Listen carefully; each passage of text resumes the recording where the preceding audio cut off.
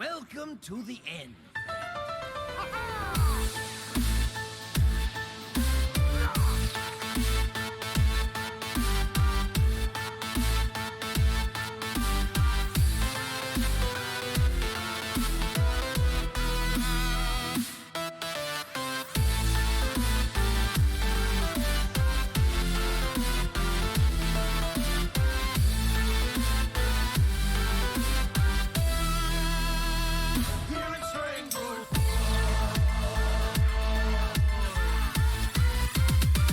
You asked for it.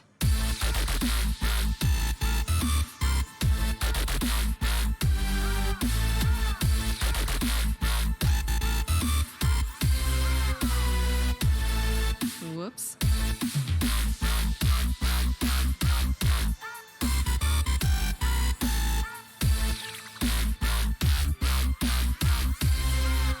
Your soul shall suffer.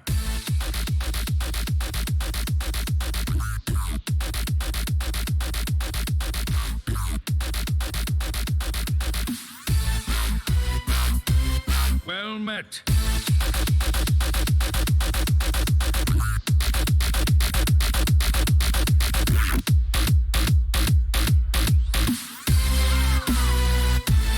Job's done.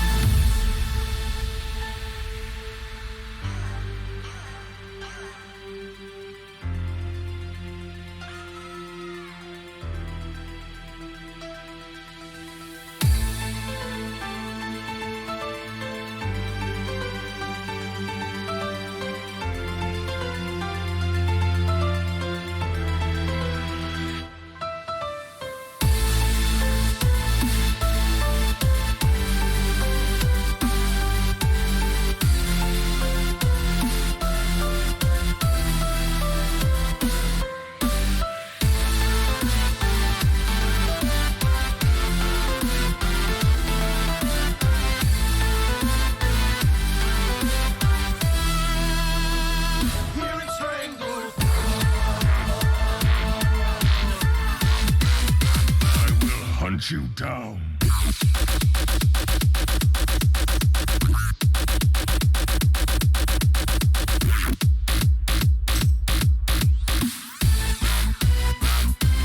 My greetings.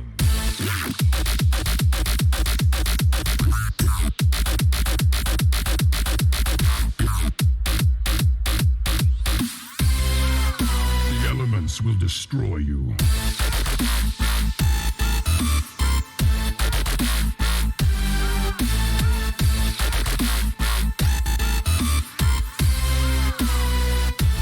Well played.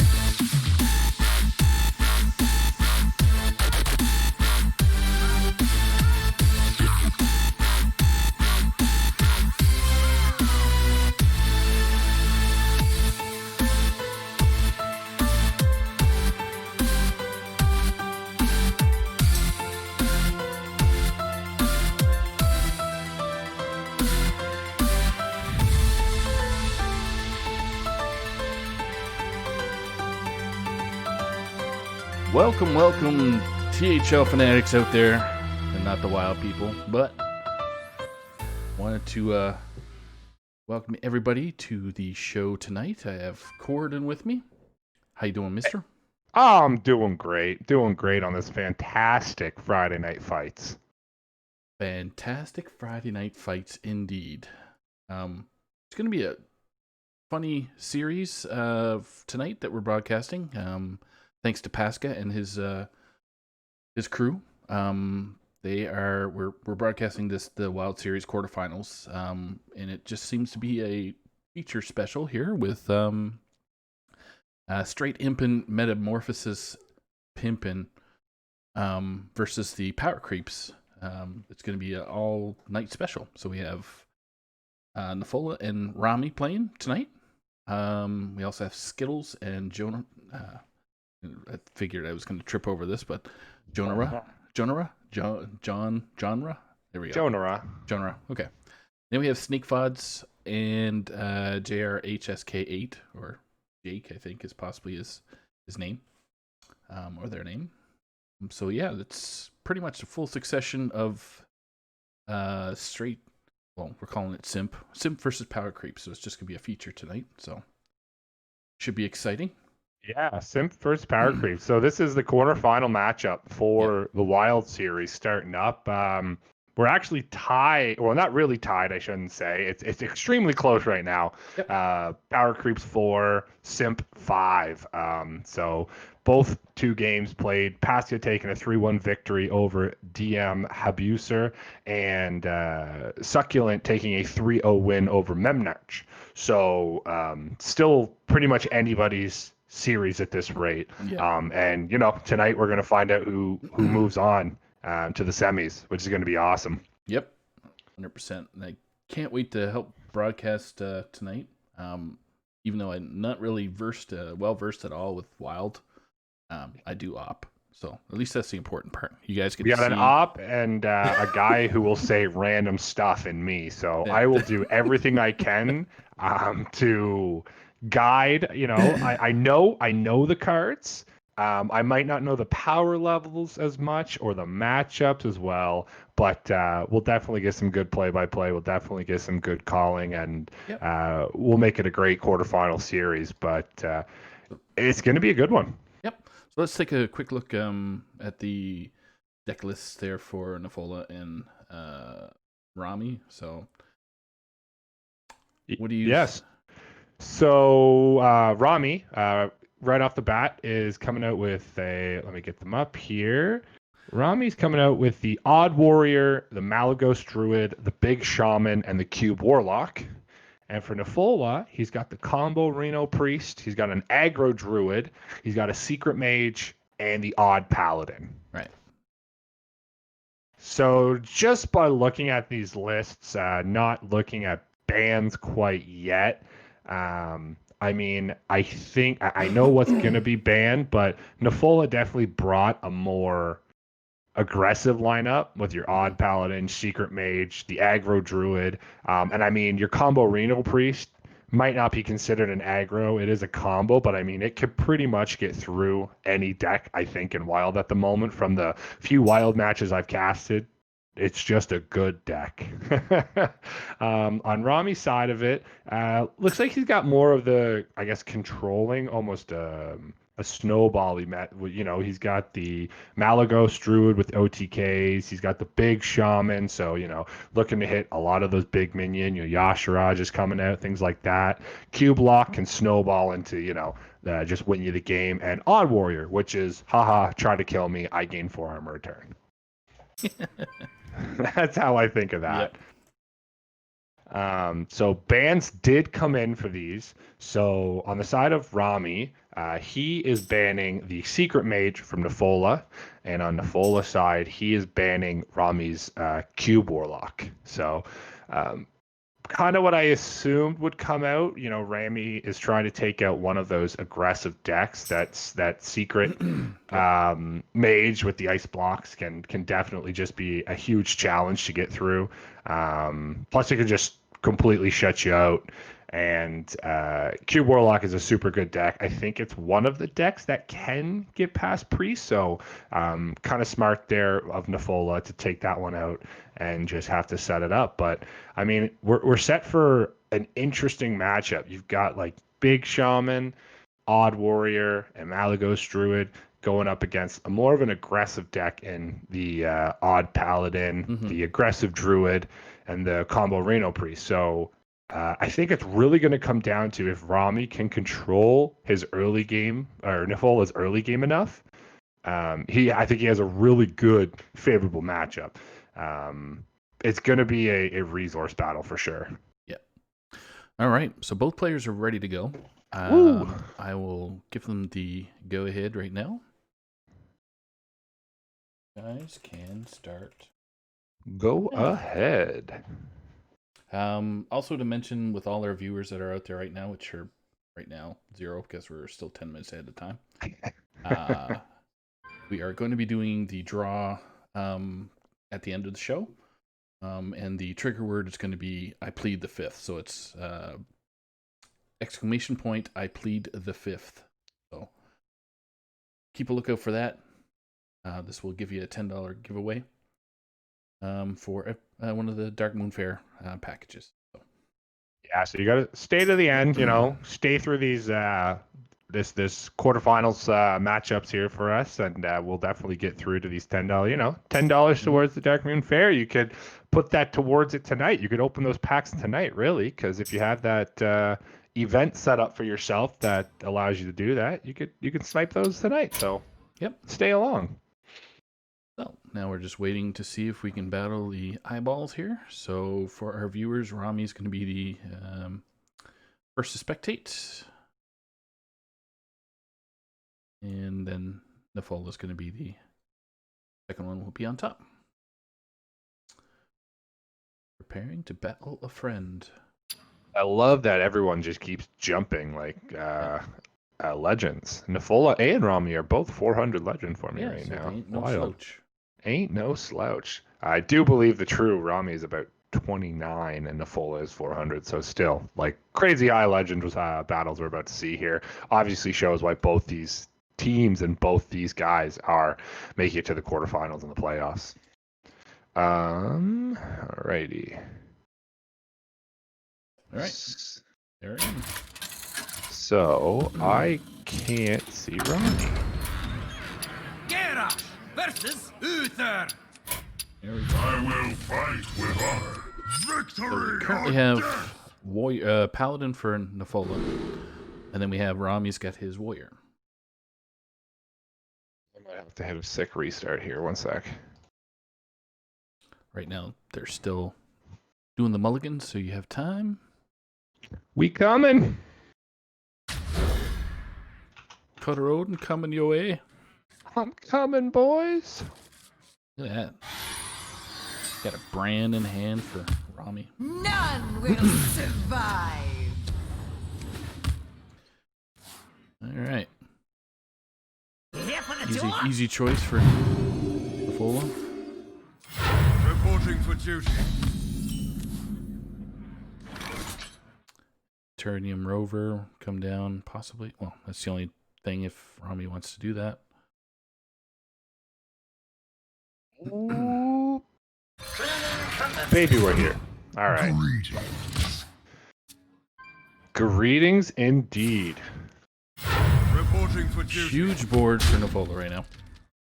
Yeah, I mean, this is what Nefola's looking to do. He's just going to go wide pretty much every single turn to make sure he can hit any of these buffs coming out.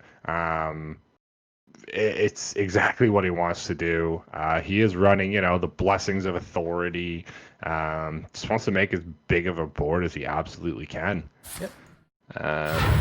But nice little coin ravaging ghoul. Gonna take care of all of those and actually gain Rami some armor. So Nefola is gonna have a choice. It's a nice draw there. The would have been super nice without that coin, but just got a Crystology. See what we can get. Gracious Protector and 2 brooms. Reporting for duty.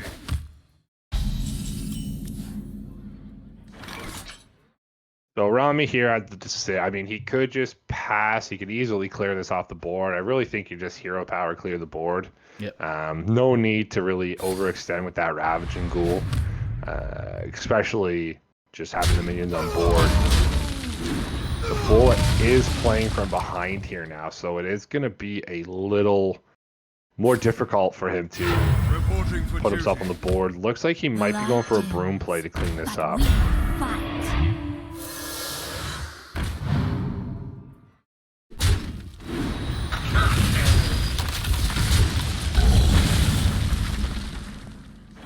So finally sticking some minions is Nefola. Again, Rami does have the answer with this Ravaging Ghoul, but just wants to slow play it. He's gaining enough armor to get out of the shot of any nonsense that comes his way. To your homes. Reporting for duty. Gonna get some Divine Shields popping on these. It's really nice with the Quartermaster in hand. Obviously, he's gonna buff all of those guys up to 3-3s. Little bit of what used to be with the Odd Warrior or Odd Paladin in Standard. Ravaging Ghoul. Yeah, Ghoul is pretty good. It does only clear off here. You're gonna have to shield. This does still leave 2 Handmasters on the board, or Silver Hand recruits on the board. Never Surrender picked up as well, just to combo, to give the extra ones. Reporting for duty. Gonna juice it even more. Ooh. Nice broom to add as much damage as they can. Yeah, he's looking to chip. Yep. Yeah, he's looking to chip down that armor total. So having those 2 Silver Hands go face is really what he's looking to do there. Reckless Flurry is actually a very interesting in the deck, because as much as Rami wants to gain the armor up to protect himself, he's just going to lose it in 1 turn. Easy Dynamatic there, turn by Rami, cleans up those Silver Hands pretty handedly. I missed that card. Dynamatic was one of the better cards. It was also crazy broken with the option with Boom, Bomb Master Boom. Yeah. You could discover a mech and get that one late game. So it was awesome. So Rami, he's almost running out of stuff here. He is looking like he could start fatiguing Nefola. They're both pretty similar in deck size, and Nefola's actually giving him cards in this situation might hurt you quite a bit. Yep. Especially, since they're all, I wouldn't say fairly low cost, but at this point it's with the mana built up so high, it's. I think at this rate he's trying to determine what he wants. And yeah, he is going to go for the Cold Light. Twice too. Like that's 4 cards for each player here. Does find the Dr. Boom, just as we were talking about there. So it's really going to help clean out the board. Holds onto the Sword board, which is pretty interesting.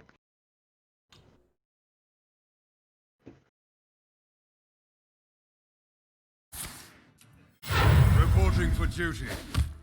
Oh, I think Nefola says finally it's time to slam this Quartermaster down. Make a board of 3/3s except for this Quartermaster. Yep. And really just start going face. Time to hit the gas. And you love to see it. It's like, hey. Yeah. Here. You never let Brand stick. No. Bladestorm's pretty awkward here. I wouldn't be surprised if we didn't see a shield block, but then you do proc the Never Surrender, but it actually does deal with the board still. If you choose. You could also just see a Barov turn. We are going to go with the Never Surrender, but the Reckless Flurry will deal with this pretty easily.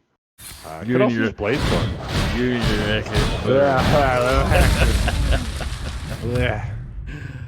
I gotta go slam a couple covers to wake up. Right.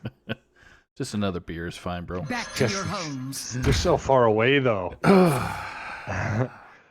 Muster for battle coming out here. Just trying to stick a board. That's kind of Nefola's entire turn. This is an unfortunate matchup for him.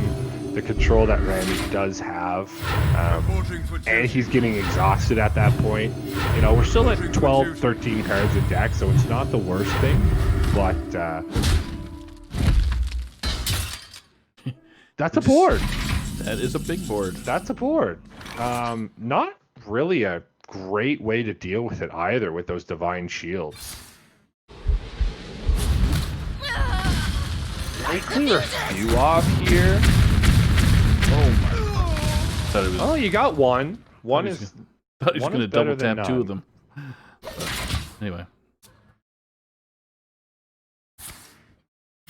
Reporting for duty. Continue the board presence. Ignoring the mech. And The light just pushing the damage. Unfortunately, doesn't pick up another Quartermaster there. Would have been a huge turn. Barov's interesting because you can sword and board your own Barov to just clean off the board. You're not really worried about, really all you see is the quartermaster and, the double blessing of authorities coming out of the deck. Other than that, you really don't have a way after, another win condition out of Nefola. I think Rami's deciding what he needs to prioritize here. The Titanic Lackey is super good. Yep. Just absorbing some face damage there. I see Searching second for another shield card. block. Ooh, Sticky Fingers if he wants to take that Light's Justice. Don't think we will see that too often, but you never know. There is another Muster for Battle in the deck, so could snag that just to rob him of full damage. I must choose.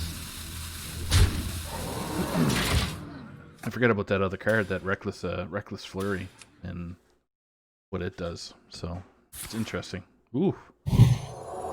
Yeah, like that's it's kind of what I was trying to get at earlier. It's an interesting addition because obviously it's better at dealing with boards. When something has 10 health or so, say, you're not too bad with getting rid of 10 armor to deal with that. You get a board of 1/1s, you're really not looking to deal with it, right? Mm-hmm. Shield Slam pickup is absolutely amazing right Phenomenal. now. Could also see the Coheres coming out. You do have the damage. I think Shield Slam might be a little bit more flexible than the Coheres, just because really the 9/6 is all you're going to see as the way of big minions other than Baku sitting in the hand. Could also just see some Kobold nonsense as well. Both players getting kind of low. What now? What's their decks like? So we get Nefola's got 10 left versus 10 9. and 9, yeah. It's interesting because if Rami doesn't play it, Nefola actually has a way of divine favoring. I don't think he wants to, though. It's pretty awkward to draw without your opponent also drawing in this matchup because you put yourself closer and closer to fatigue, and that's really what the odd warrior is trying to do. Does elect the Shield Slam. It looks like he does play the Cobalt just to get the 4/4 on board to steal that Light's Justice swing, clear off some of this board here, or no, just poke the face. Get rid of it. Nope. Thought he might poke the Yeah, I shield, thought he but- might try to clear. I mean, really, I guess what he's thinking is you make a board of 3/3, so what, 6 times 18 damage? Am I really that scared? Not really. I take 2 damage over the time. And yeah, Nefola just actually clears this off himself.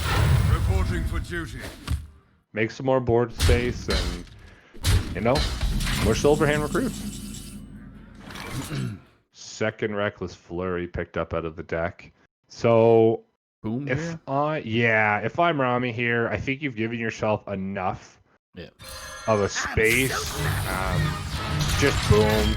Now, you're next. Does actually get the 3 damage as well to help him pair off his board if he really wants to. But I think at this rate, he kind of knows that if he can start fatiguing Nefola with lower health, then this game's pretty much in the bag. And ooh, microblots are super nice for next turn.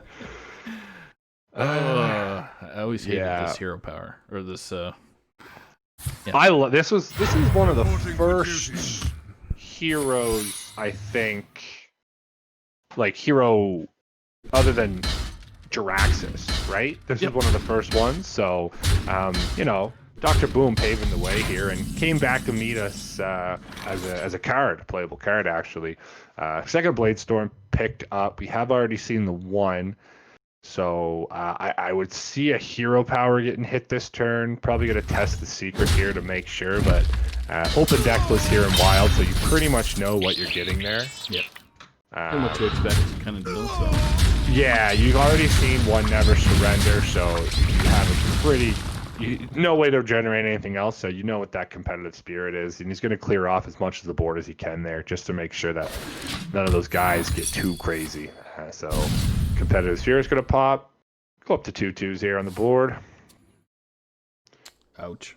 Man, Quartermaster is just bottom 10 right, bottom 7 cards, which, kind of the way you're looking to clear out one of these games. Hurts the feelings, especially when you get yeah, it was staring down 40 health from Rami's side of things, and Yep. Nefola is all about out of gas here.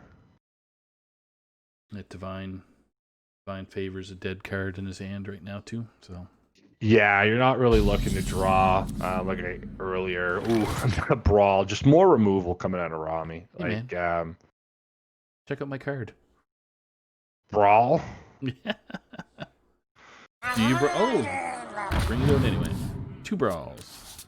Oh, Ziliax.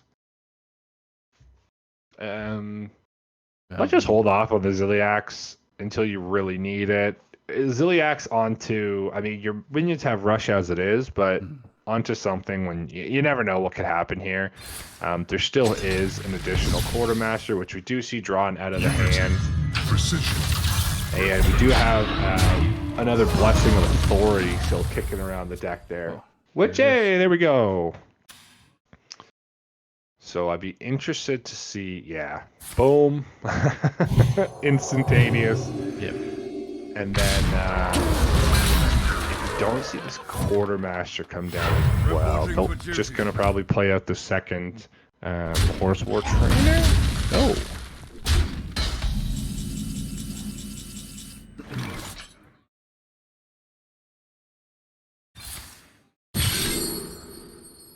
Spider Tank or Rush Wind Fury? I think Spider Tank's a little easier to play around. Demolish is actually interesting. Let's go for the Gyrocopter. It's just with the Wind Fury effect on it can clear up a lot of the board. The Demolisher was interesting too because it could help you clear off. But Gyrocopter, it's a tough decision what he's looking to do here now. Is actually the 1 and then the 2 health minion. Yeah, we do see the Coheers coming out. And that's it. Ooh, Full more pass. micros. More micros. Yeah, he's just, it's the same thing, right? He's saying, you kind of have to stop me, and I just have to kill you. Reporting for duty. The tables are turning here for Nefola, and Rami is becoming more of the aggressor in this matchup. Not going to be able to complete that quest this turn.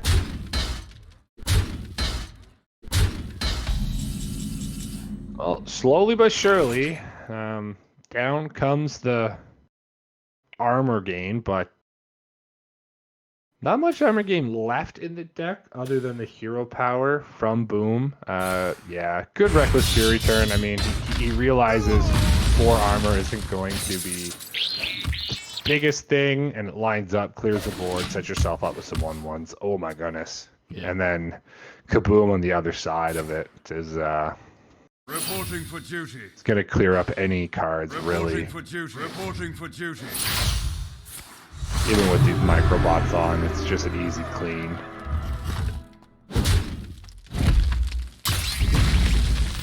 Reporting for duty. Reporting for duty. That was a mistake. Yeah, I think unfortunately he's trying to get that Quartermaster down, but it's just a little too late. Gonna clear up now, but pretty much. Just gonna clear off the entire board. There's Rami. Yeah. Might actually just play with Gyrocopter to keep pushing, allowing the minions to go face. Honestly, I wouldn't be surprised if we saw that. And actually get a sword board as well, so... Oh no, just playing the Gyrocopter as a Gyrocopter. Almost out of cards. So we didn't Smorgasbord. That's good. Old Smorgasbord. Can complete it this turn. Reporting for duty. Oh no, he can't. He can't Quartermaster off of this, Reporting for actually. duty. If he hero powers. Reporting Yeah, for lost duty. in the jungle. Does complete the Reporting quest, for okay. duty. To arms, men!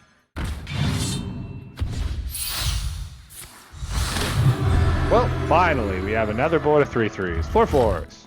As it would be. I'm out of cards! Nope. And there's the last Eternium Rover coming out of Rami's deck there.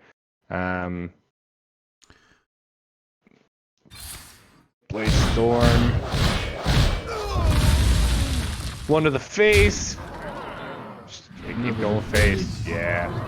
Hero power, and unfortunately for Nefola, that would probably seal the deal for him.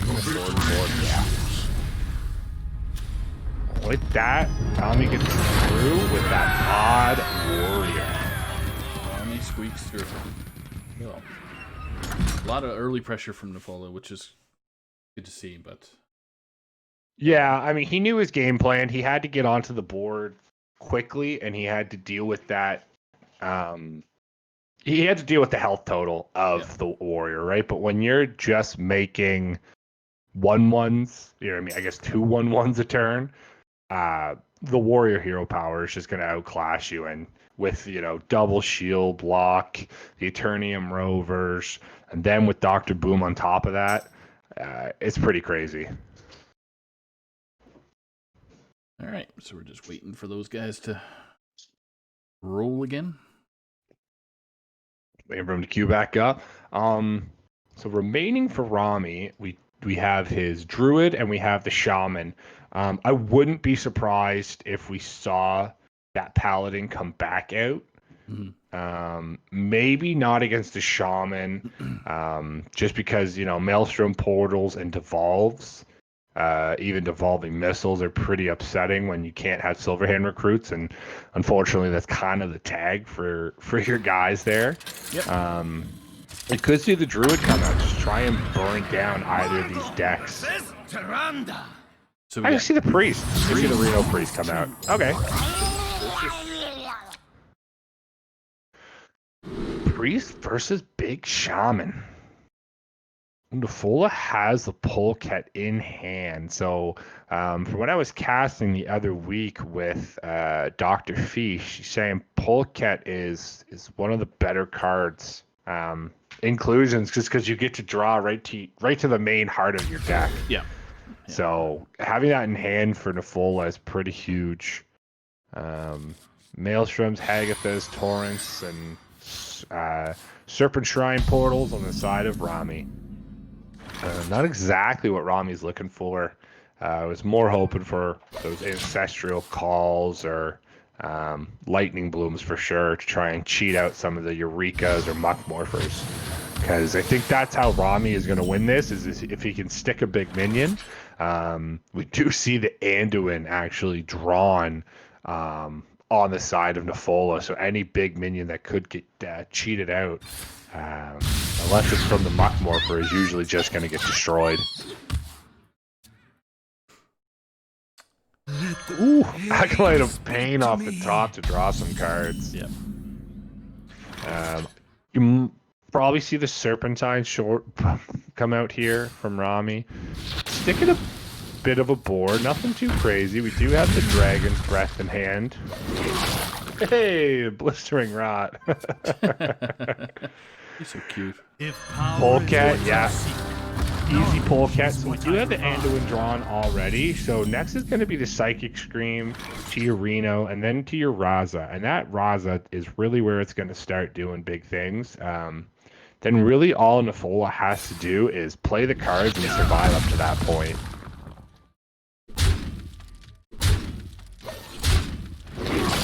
Oh, yeah, boar butt. I know. Got some big What a smiley board. signs. It's crazy. Look how happy those living slimes are, those living rot. Mind if I roll knee? Death does not Ooh. scare me. Death I'm doesn't scare somebody. very curious as to the play of that Death Lord. In what sense? Well, it's gonna, yeah, he's gonna hag at the scheme and he's gonna pull a minion from his deck. Yeah, Okay. I think no, that's a bad day. Oh my god, not that one. Okay, well, that's not the scariest thing that it could have Oh been. gosh. Yeah, I guess Nefola saw the Torrent the turn before, so he was pretty... Ooh, Muck Morpher is very nice, too. I guess he was pretty okay with playing that, seeing the Torrent come out from Rami, saying, okay, if you have the second one, you have the second one. Rami does actually have the Haggard team from the very beginning, so was able to deal 5 to that and kill it. There is the Raza. Unfortunately, can't deal with the Walking Fountain right off the bat, so I think you still have to play it to get it out of hand so you can start dealing with things next turn, maybe. Surrender your will to Even do you use your? I don't think you need to use the penance, no. Another scrapyard colossus. Triple scrapyards. Oh my god. Another Walking Fountain. So, I mean, the bane of all priests have always been 4 mana or 4 attack minions, right? Yeah. It's right between that sweet spot where pain doesn't hurt them and death doesn't kill them. Obviously, in more recent iterations of priests, there's been a wave of apathies with steel combos and things like that, but that is not run his combo priest. So do you throw a? I was gonna say, do you throw an ancestral spirit? I don't think so. I think you just wanna because these 4/4s aren't really going to die. Yeah, Psychic Scream. I think that's also why Rami's not doing it. He saw the Polecat come down, so he knows this Psychic Scream is in hand because he saw the Raza, right? Yep. So he's got a good read on what's in the hand of Nefola right now. Oh my goodness, shuffle it out, and right there, back she comes. Gonna see the Eureka coming out here. Another fucking fountain. Nefola's just going, come on, man. So yeah, now you do see the ancestral spirit. So the thing about the Muck Morpher, and even the is actually there's an extra Walking Fountain in the deck for Rami now because the Muck Morpher was a copy. We are gonna see the Shadow Reaper Anduin coming out here. Nefola's gonna have to just start using combo and taking it down as quick as he can because Rami is quickly gonna get this board out of control as we see a Vivid Spore pick up. Yeah, Scrapyard coming out here. We do see the death in hand for Nefola to deal, but that just becomes another 7/7. Mass Hysteria can definitely help out here if he can find the pings. I hope you like my invention. Keep drawn. Oop. Pumpkin. Echo, restore 2 health. That's nice. Yeah, it's gonna Reno himself back up here. Interested to see if he uses this pain or not. Or the death, sorry. You got 2 death in hand? No. No, he's got a shadow. He's got a pain and then the Shadow Word Death. The pain, unfortunately, is a very awkwardly dead card because there's nothing that, unless he totems, another Scrapyard coming out from that Eureka. This is and a Vivid Spores. Yowza. Ugh. Things are not looking too great for Nefola. You do have you're going to see a Hysteria here, I believe. Are you afraid of the dark? Very interesting that he... Oh no, he's not going to Hysteria. Ooh. Zephyrs doesn't... I don't think Zephyring here is going to get you it. Is this lethal? God. Ooh, Betrayal's actually very bad. Sap is probably your pick here. Betrayal's bad because of the lifesteal on the... Yeah. And no matter what happens, you don't want Rami getting that health back.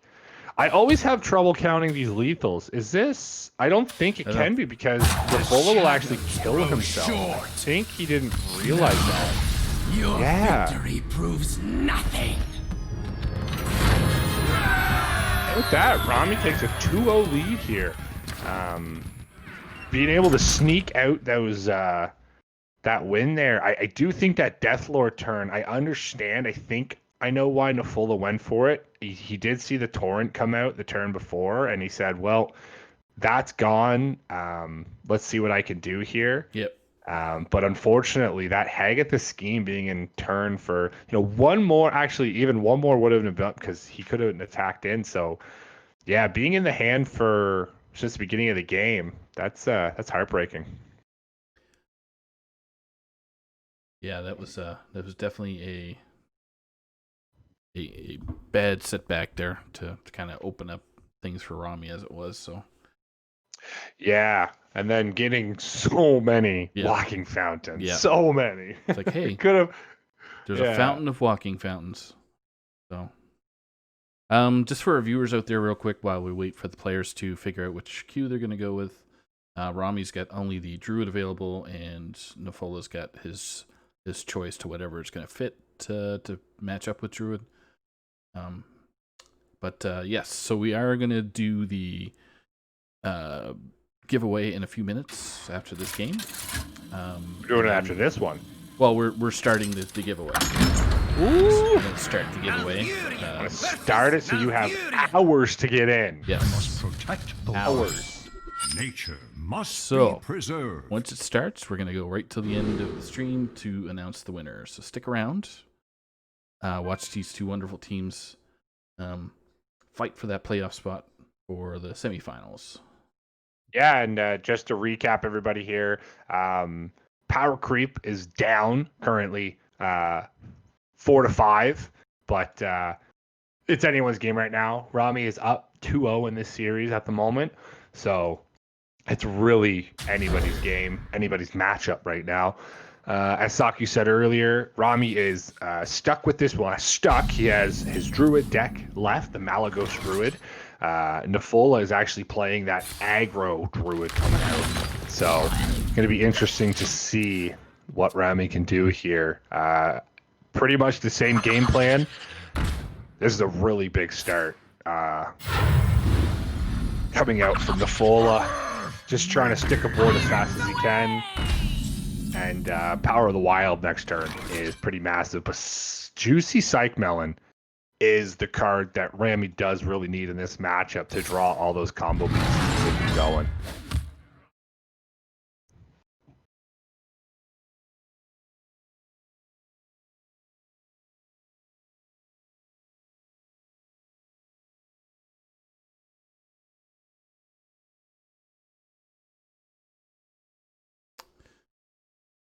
Choices, eh?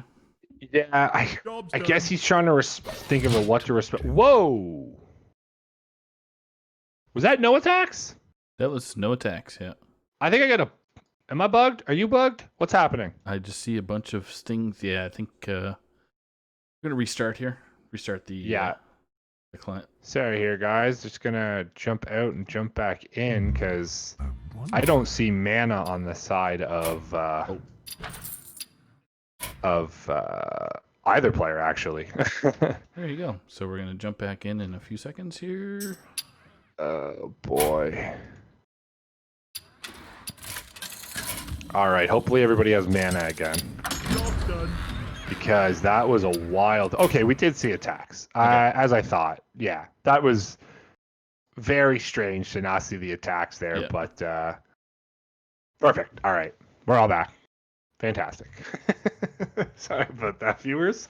Looks like Rami did Psych Melon on this turn here, drawing literally all of his combo pieces. Ooh, man. Good board from Nefola, but we do see that always nerfed, always fun Spreading Plague in the hand. Oh, God, I missed that card.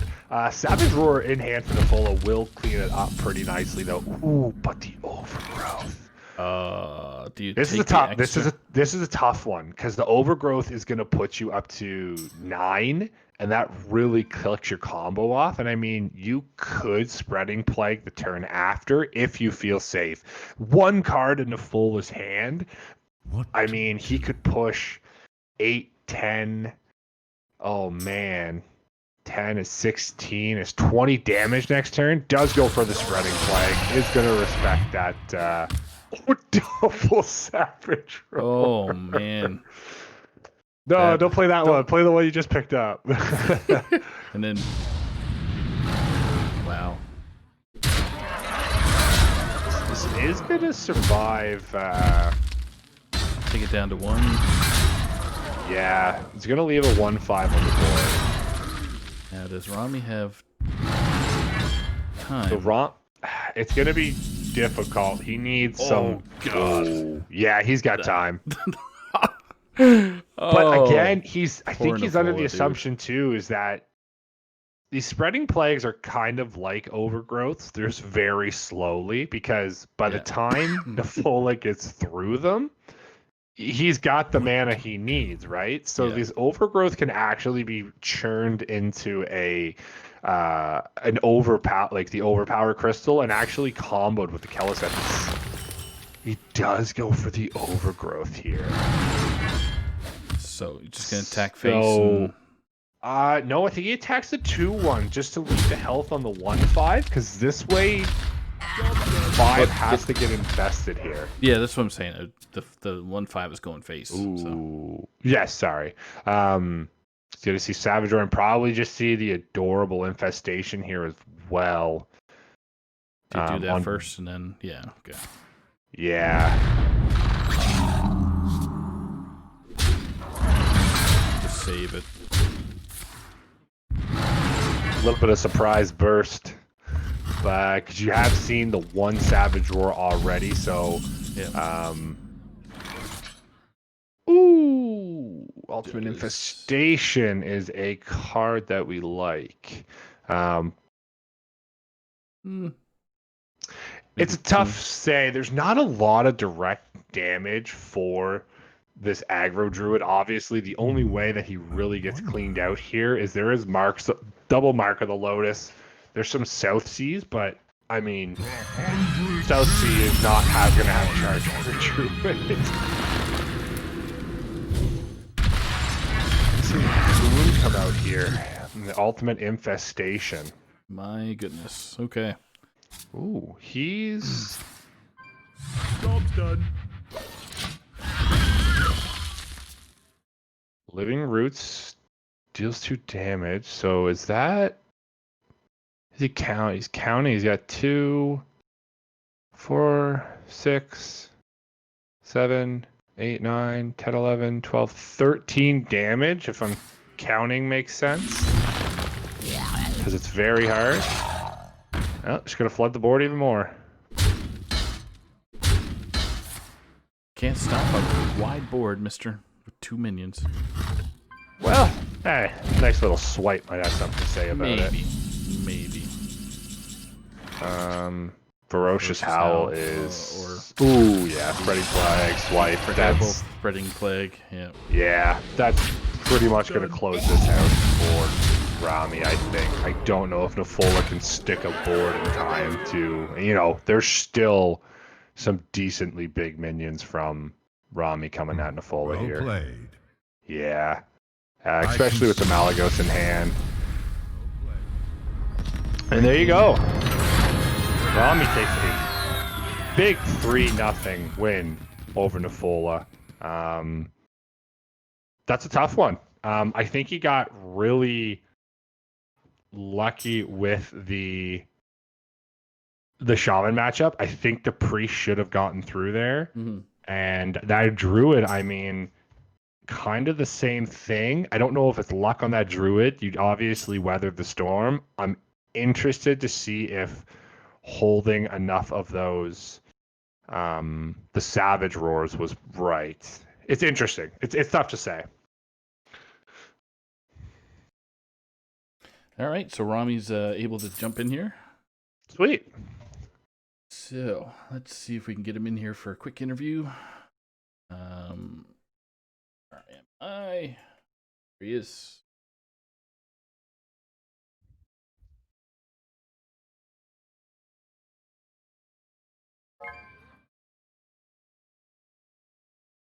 All right. Hi, Rami. How are you? Hi. Can you hear us? Test, Hey, test. how's it going, bud? Oh, just bear with us here. Some little hiccups there. So Rami maybe just need to grab a mic.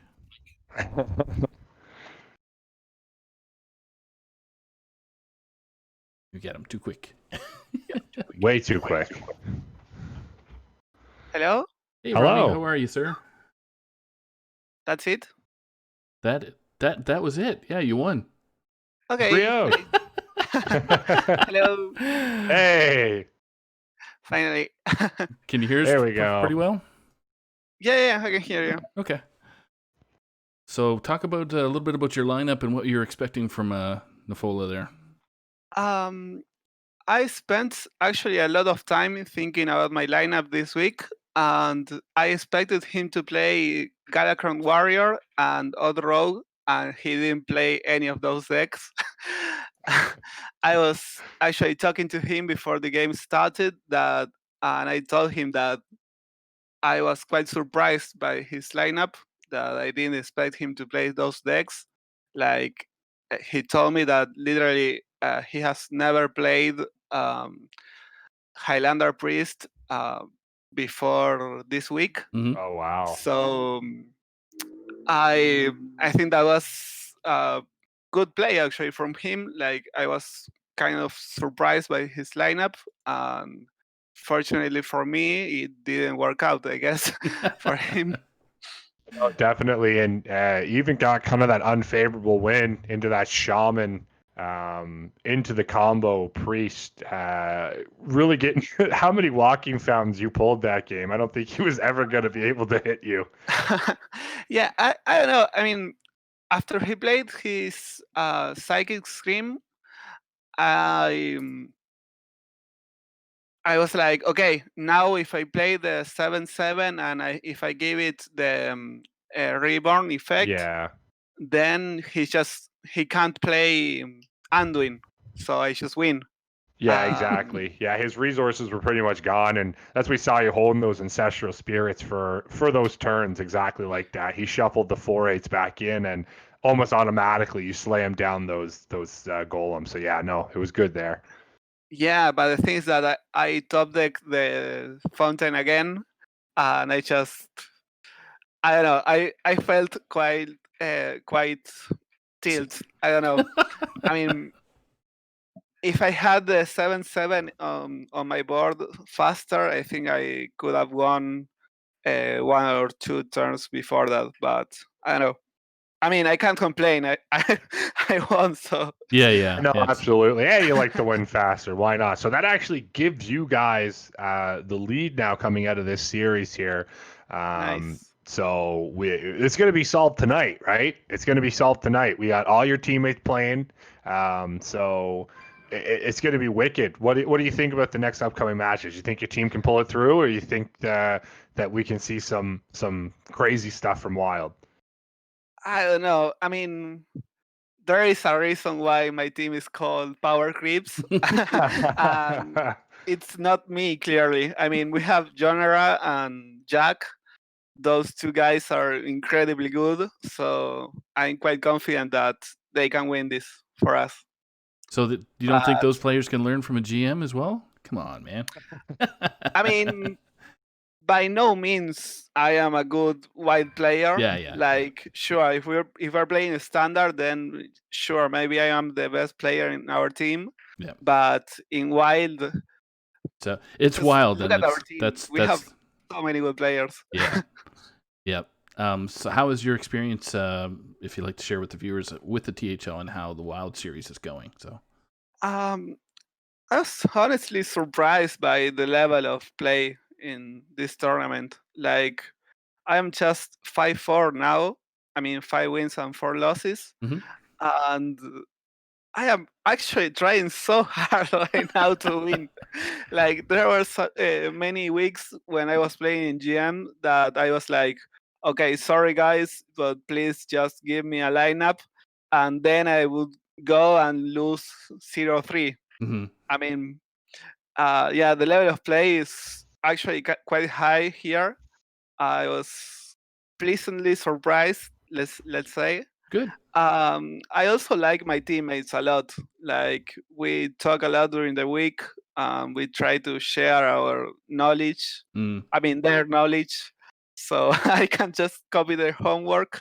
Yeah. But And you get a great captain in Posca, and then you have Memnarch, who's well known within the wild community to help.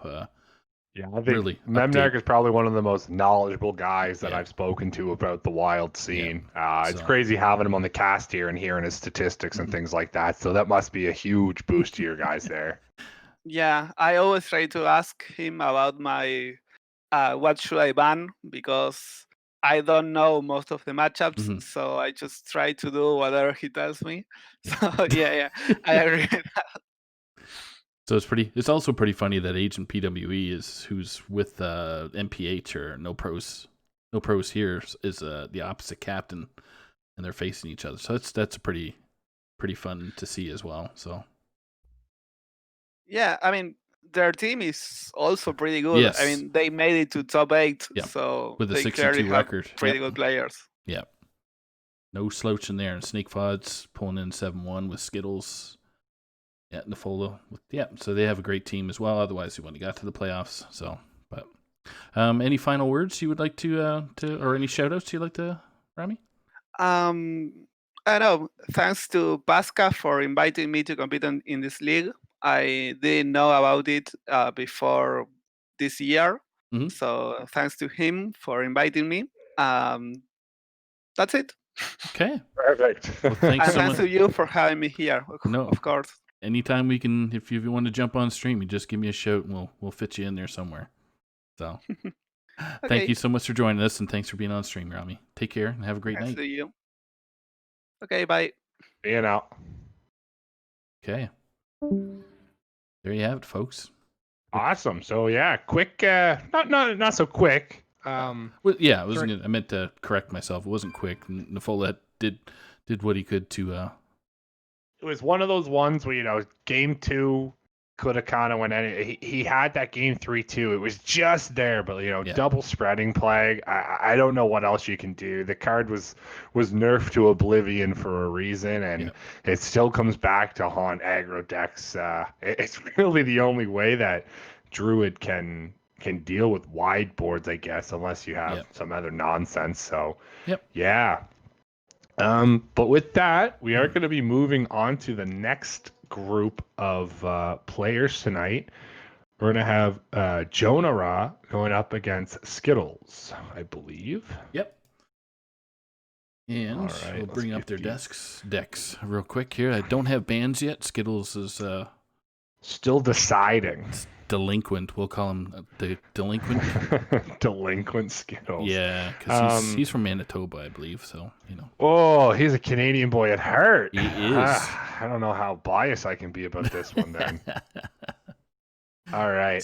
So coming out here, we'll go through the decks. We're gonna have Jonah-rah is gonna be coming out with the Reno Mage, a big shaman of his own, combo Reno Priest, and the Cube Lock as well.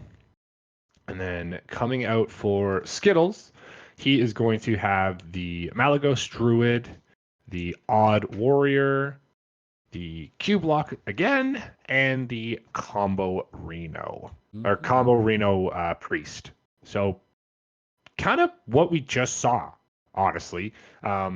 Little, decks changed here and there. Your mage is now a Reno. But, we do see the big shaman. You do have the cube still, the Malagos. So it's interesting to see how many decks that can be played in Wild that, there are these polarizing matchups and just straight up good decks. Right. Looking at bans here, it's tough to say, man. I don't know. No, I don't know either if Memnarch was available. Memnarch would be all over this. Yeah. I would assume, and now this is just me using, my little past knowledge that I have. You might see the Warlock ban coming out of SKItLLeZ. And then, but that mage is pretty crazy. It's tough. It's tough to say. And then on the side of Jonah-rah, It's that same style of, I think the druid gets through the priest very well, so it's tough to say there. I'd love to see some Q block be played personally. Q block was one of my favorite decks, so I'm gonna say neither. I don't want them to be banned, but I feel like we could see at least one ban and possibly even the combo priest on the side of SKItLLeZ to be taken away. But who really knows? Yeah. All right, so we have to start. We have to start the thing, Saku. We do. So I'm gonna start the what you call the little button that I gotta counter, press. the ticker. Yeah. So the old giveaway ticker that we have. So we're gonna start the giveaway. Trigger word again is gonna be exclamation point. I plead the 5th, and with the 5th anniversary of the THL, congratulations, everybody. 5 years running, which is awesome to hear. And this will enable all our chat people to win a $10 Dark Moon Fair prize pack, which will be given by Mako, 2-star Mako. So, woo, yeah. Hit that big button. Starting the giveaway right now. Hit the button. The Wi-Fi network. You might want to check the connection settings in the Google Home app. So that's my Google. Was just wanting to make sure that it couldn't connect to Wi-Fi. Thanks, Google. You're the best.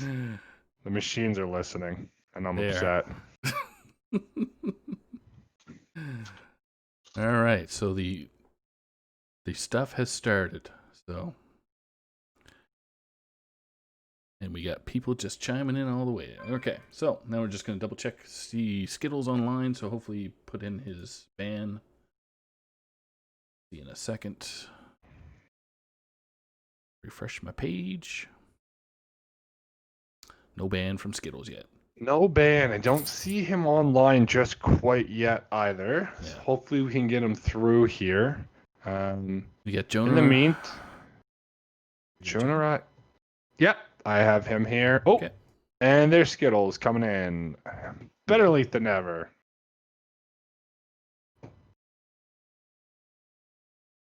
Let's there we go. Wonder what the tickets are. Tickets. Weird. I want a ticket to the fair. I gotta see what the tickets are. Can you get more than one ticket? I want a ticket. Can we get tickets, Saku? Yeah, you can go for the ticket. Why can't I get a ticket? I don't know. So hopefully this is the first time I'm using Streamlabs there as a choice for our $10 thing. So it's keeping track of all the entries right now. So keep hitting that I plead the 5th. It'll issue a ticket, and then we will hopefully be able to pick it. So if it goes wrong and you think it's rigged, you can @ Saku in Discord. Yeah. Yeah. I'm actually taking a screenshot of who is in right now. Rigged. Definitely rigged. So everything is always rigged. You even got that broadcaster Team Hearth Legends guy. So we're still waiting for SKItLLeZ to submit the ban. Any others? Oh, we got it. We got it. Okay. We got it. So I was half sort of right. So SKItLLeZ is what is banned? So SKItLLeZ is he is not allowed to play his druid. His druid is banned, that Malagos druid. And on the side of Jonah-rah, his mage is banned. So that Reno mage for Jonah-rah is gone, and that Malagos druid on the side of SKItLLeZ is gone as well. So we're gonna see some Q block. Let's go. Woo! Let's hear it in chat, boys. I'm excited. I love that. All right. So let me see here.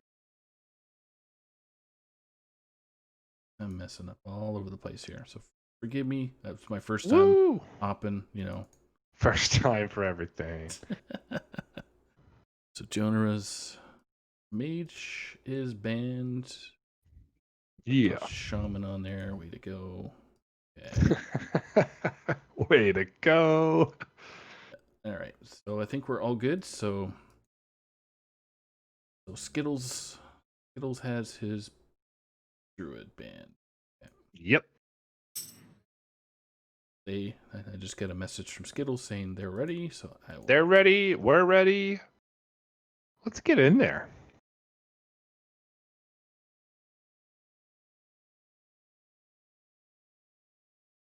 Skittles is offline.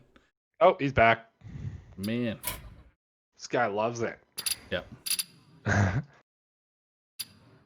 So who we gonna have first here, Saku? So first to spectate for us is going to be Jonah-rah. Perfect. Then Skittles will be on top for our viewers. Just waiting for Mr. Skittles. Hearthstone, please. Friends list. Yep. Oh my goodness.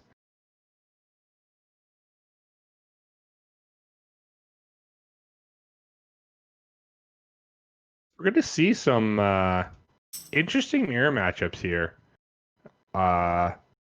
The Warlock coming out of Skittles actually has a little bit of, I guess, tech cards in the way of the Grizzled Wizard and the Expired. He's running more of the Expired Merchant, which I guess he's trying to get more Nazoths or Blood Reavers with that. It's pretty interesting, actually, with what he has here.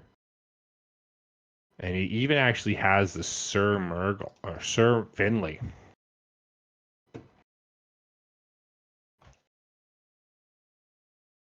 Sir Finley. Okay, so That's, yeah. where are we? We're here. Do you know We where? are here. So, yeah. Just waiting to get in there and battle a friend. Battling friends is not always a good thing, but in this case it is. Yeah, you don't want to hurt your friends. Just want to battle them. You know, card games. Card games are fun.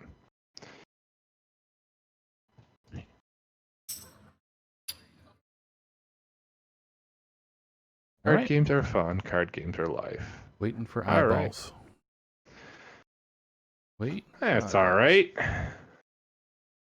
So coming right out of the there we go. Coming out of the gate here. What are we thinking we're gonna see? I think we're gonna see Warlock and Warrior. Oh, we see a Warlock. We're close. The light shall bring Paladin. victory. Your soul shall be mine. We get to see the Paladin. Paladin. I am trying my best, but Skittles does not want me to spectate him. There we go. We're good. Hey, perfect. All right, so there's what you like to see in the hand of Jonah-rah right there. A SKItLLeZ. And a lot of draw coming out of the hand of Skittles there. Loot Hoarders, Acolytes of Pain, Potion of Madness to, and to Disrupt and Shadow Vision. Pretty good.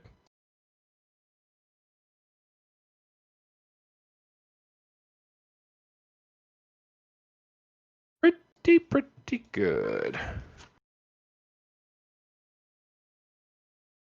Looks like it actually might be a full keep for Jonah-rah here. Ziliax in hand, just some decent healing. Ooh, Sense Demons.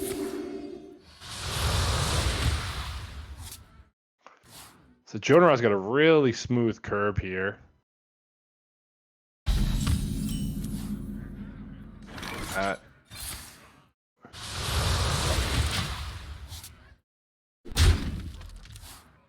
So Skittles is, just going to draw through his deck here. He's got the Loot Hoarders. Got ways to deal with the board early. Sense Demon's going to come out from Jonah-rah. Going to grab the Mal'Ganis and the Enhanced Dreadlord. It's pretty huge for that SKItLLeZ in the hand right now. It's going to pull out some pretty massive demons.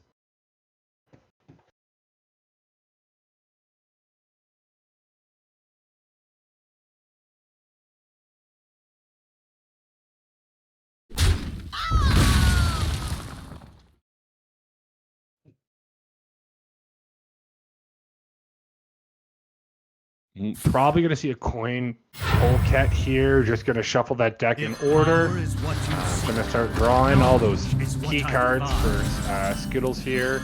And Jonah-rah is going to slam down the Void Caller. You know, Death Rattle, bring out one of these very nice minions. Kazaka's Potion coming down. Ooh, snap pick on the 5. Looks like gain 7 and ooh, possibly transform. Yes, transform. So trade off here and yep, Skull Minari.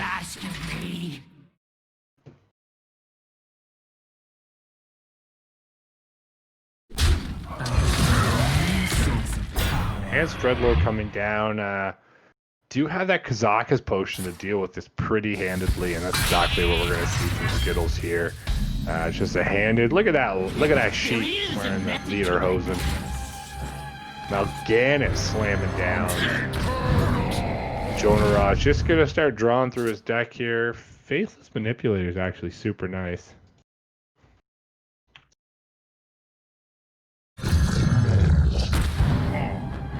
Two Mal'Ganis.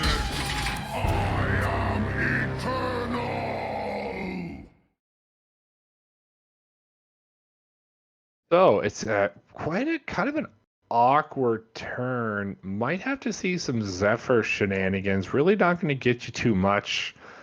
That's a lot of damage you're facing down. Can't get the Psychic Scream out this turn, which is what you would like to see. And can't even get the Anduin down to deal with this. Looks like he might be dealing with... Might have to try and Zephyrs for a Mass Dispel possibly, or might give him some weapon destruction. Sorry. Ooh, Betrayal. No worries, buddy. Betrayal is gonna clear up 2 minions here, so interesting. He wouldn't just use it on the middle.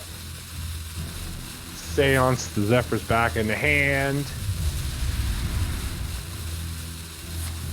Oh. Okay. Just gonna heal. That's, yeah. Gonna pull the Void Lord, so I guess that Betrayal actually is gonna do some work for him. Might see the Ziliax come out here just for a little bit more heal, but... Ooh.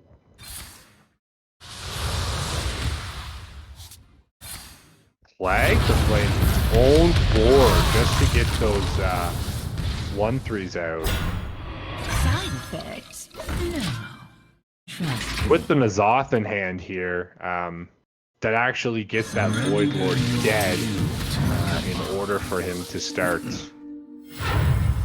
bringing back some of those good. And now remember that Enhanced Dreadlord won't actually come back because it was polymorphed by the Kazaka's Potion earlier in this game.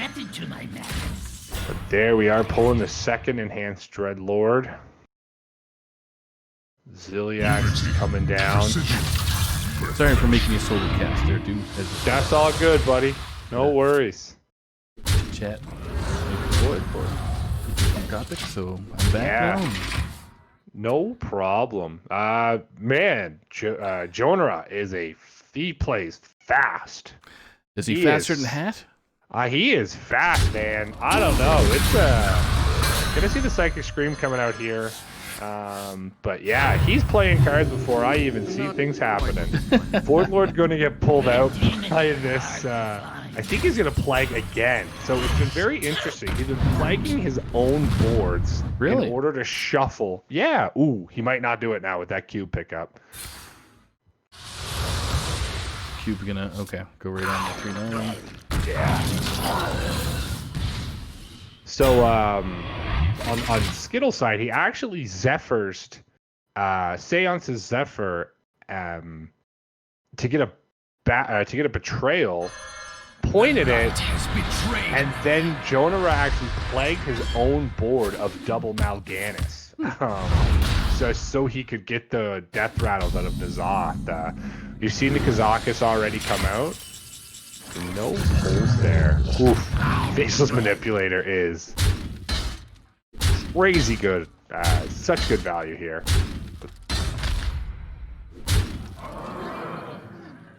Amazing.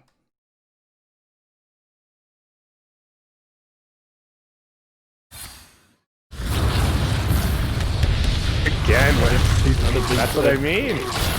Well, in the side of Jonah-rah, SKItLLeZ is never going to have a board that those plagues matter, right? Yeah.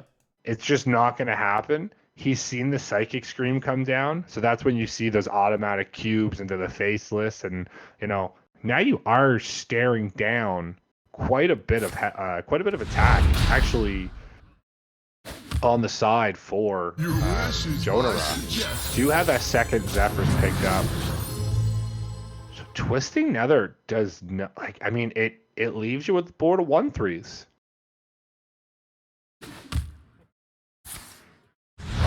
But 1/3's okay? You're taking, that was 12 damage. You're taking 5 less damage.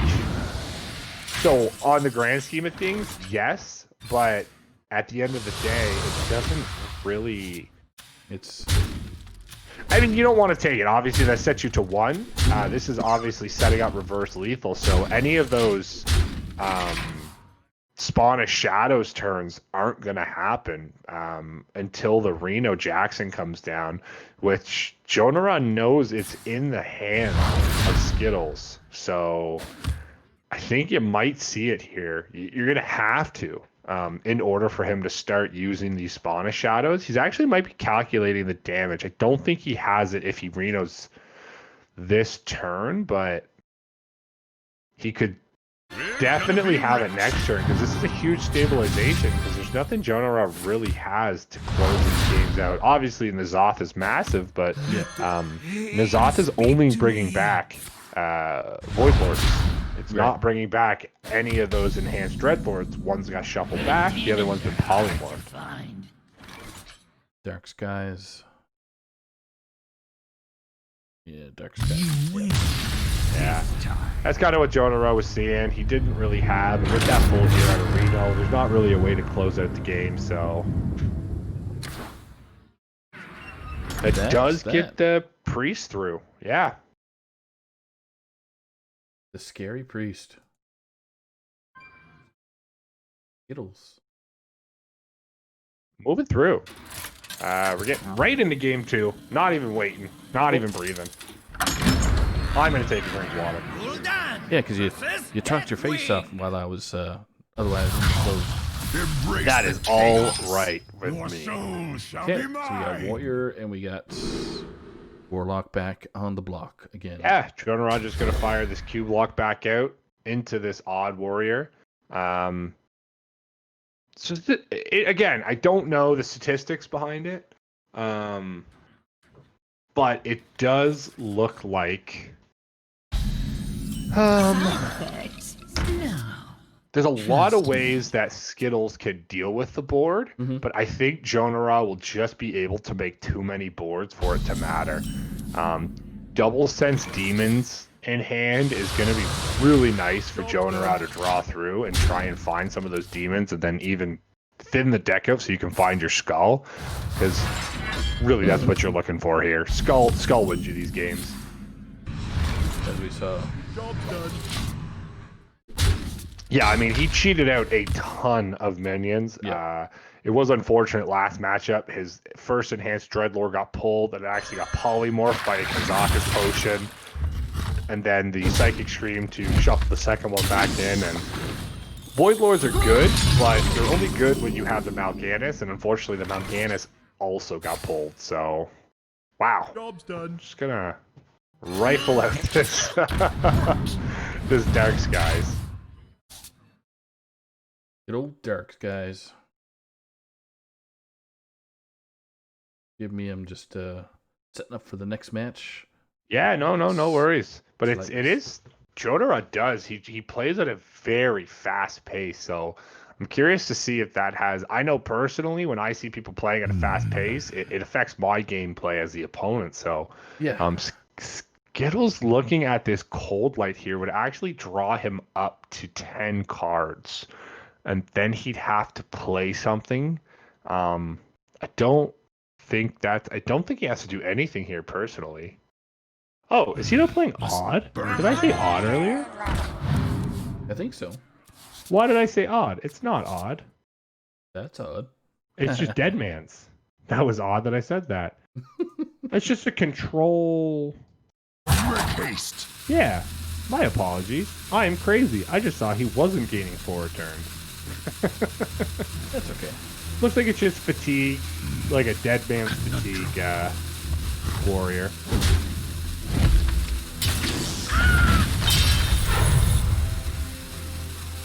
Well, this is an interesting matchup then. I think it's still the same matchup, whether it's odd or it's this Dead Man's Fatigue one. Ooh, there's the Skull of Minari, and that's definitely what Jonah-rah needed to start pumping into this matchup. SKItLLeZ still has a full. Well, he's got 9 cards, but he's trying to decide what he needs to. He's gonna actually skip her to start gaining some of this health back, or some of this armor.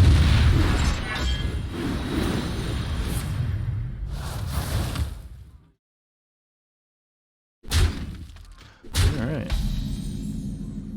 Good demons are hard to find.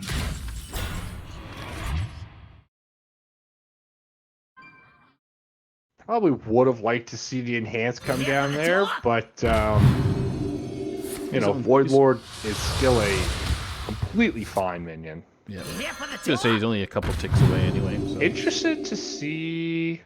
I don't know if the Defile, yeah. Hoping to hit this. Yes.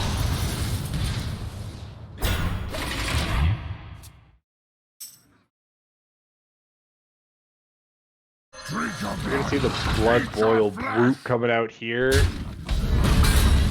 Just trade off one of them 1-3s and ooh, there's what you want to see. Those 1-3 become 3-5s. Ooh. Carnova. You the Cube McGinnis or no Malguinness? I don't think you want to. I mean, he definitely could. It's tough to say. No, he's gonna defile the bull. Oh, he might. Yeah, there you go.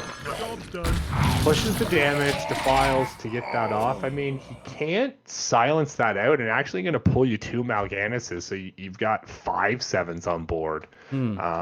Which, I mean, you do see the bear off in hand, so I think this could be a pretty easy clear. No, because you have to pop the egg first, and no. Pop the egg. Pop the cube. Pop the egg. Pop the cube first, which is very difficult because there was no armor on the side of SKItLLeZ, even with the double shield slam in hand. I think he's thinking of a way he can deal with it, but I'm not seeing it. Good demons are hard to find. So there's the other. So the question here is, do you arch? No, he's going to plague. He's definitely going to plague here, I think. So that would... Unity. Oh, no. Never mind. With that Zodiac pickup, he's going to clear the board and just keep pushing damage. Going to force SKItLLeZ to clear the board himself, I believe. Just going to say we might see Mistress, but I guess not.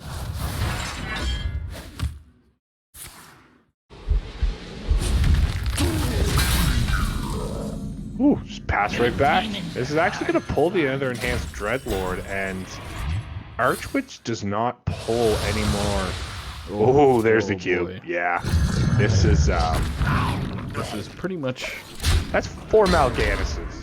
Malganize. Malganize. Malganize in those cubes. Barov is... Skipper Barov is just not enough. Because you got these Death Rattle minions on the Dreadlords as well. You're just going to draw and gain as much as you can. That is a 0 mana Blood Boil, so that's nice. Maybe fire that out before you... Yeah, but Blood Rage still overdraws you 1 card. And then you only have 1 mana to spend. Could throw out this additional shield slam. Actually, that overdraws you still 1 card, yeah, because the minion died. Rage. Get your brand, dirty rat, and get your acolyte of pain. A lot of resources done, given, or shouldn't get thrown away, but SKItLLeZ using up a lot of resources there. Yeah, quite a few resources, and I mean, he still has quite a good board. Jonah-rah, anyway, he's going to clear off. Yeah, there's 2 of the Mal'Ganis is out, but it's actually kind of awkward for him to clear that. You know, Baroff's in the hand. You have seen both skippers, so you're not too scared of any of that. I don't believe Sword Board is in the deck for. Do we go? Yeah, okay. Oh my. Yeah. I think Yeah, this is a. this is a one and done. Zephyrs is not active. It is active, actually. Zephyrs is active. Zephyrs is just gonna. Mass. No, because even Mass Dispel puts Mal'Ganis down to what, 9? Yeah, you couldn't even do the. No. What's that priest spell? The 9 mana. The silence and kill all. Yeah. Yes, Plague of Death. Yep. Without coin, I don't believe you can. I don't even think you could prompt it because you can't give yourself 11 mana. Things. Yeah, there's finding the proper way to get out of there, SKItLLeZ guys. So that actually ties it up, 1-1. Hip hop hooray! Hip hop hooray! All right. Now we're on to game 3.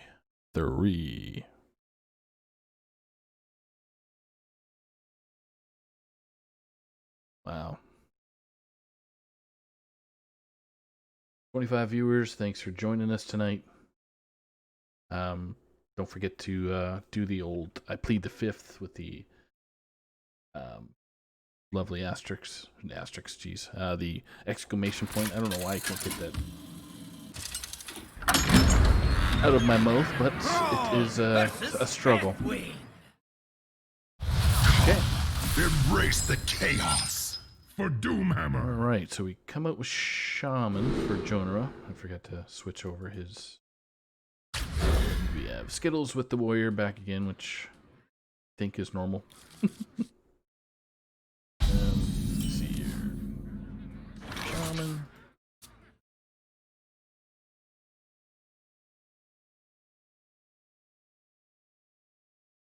Not too much of a big choice. Turning him Rover. Or, can't see him picking Finley right now, but it might be a choice too. See if we can get the. Who's up for an adventure? Not the kind of ones that he's looking for, but heal is good. And what do we have here for Jonah-rah? We get Maelstrom Portal. Choose the hero power instead. Forge of Souls. It's gonna draw that anchor back and that bulwark into hand. Yep. Ooh, Vivid Spores at 1 mana is. Oh man, That is cheating. that's pretty. That's pretty good. Almost taunt is cheat, but that Vivid Spores with 1 mana is cheat. So we probably won't even see Jonah-rah play this Ancestors Call because that's how fast he'll play it. There it goes. Bam! Oh Wow. Walking Fountain just clean up easy. Actually pulls one of the skippers too, which is massive. Obviously, you might like to see Barov there, but I mean, getting rid of a skipper to get rid of that armor gain is no slack as well. You're gonna see the Barov to deal with this early foray. So Jonah-rah is really looking to make sure he can draw a minion for next turn. Like, he needs to top deck something for Eureka. That's really how he's going to stay in this game. Actually, he overloads himself to deal with Barov there. I think that's. it's interesting because really, what are you denying with Barov? I guess huge turn out of Skittles here. Massive 4-card draw. No plus... more Barov and no more skippers though. So if you're Skittles, are you looking at the dirty rat hard right now? Being at turn 7. It's difficult to say because you know your opponent can't Eureka because of the overload. So the question is, did he not Eureka because of the overload, or did he overload because he couldn't, right? It's kind of like when we saw way back when we saw the Torrent with the Dreadlord. Ooh, Muckmortar. Yeah, not even in the hand. Another Walking Fountain. I wouldn't be surprised if we see this Ancestral Spirited. Ooh, doesn't want to give him a card draw? Yeah. Does see the Ancestral Spirit come down there.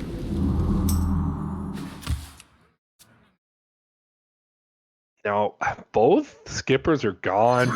Both Eternium Rovers are gone. I mean, these Armor Smiths are kind of just cards. Dig it as deep as he can. He's trying to shuffle as much of those, trying to deadmans. Yeah. His cards, but I mean, you know, he's trying to deadmans those Bulwarks, obviously. But everything else, the Grizzled Warrior, Wizard, it's interesting. These are always interesting matchups. It's a hero power pass coming out of the side. This is what I mean, right? You see that there's no Eureka being played, so on Skittles' side, he might be able to flesh out that, okay, you don't have something in your deck or in your hand, right? Why wouldn't you be playing? You either don't have Eureka in your hand and you've got some big minions, or you have no big minions. I've never seen that card. Swap hero power with your opponent next turn. That is pretty... Yeah. So I was reading a little bit of chat. Yep. And they were saying that the Grizzled Wizard plus the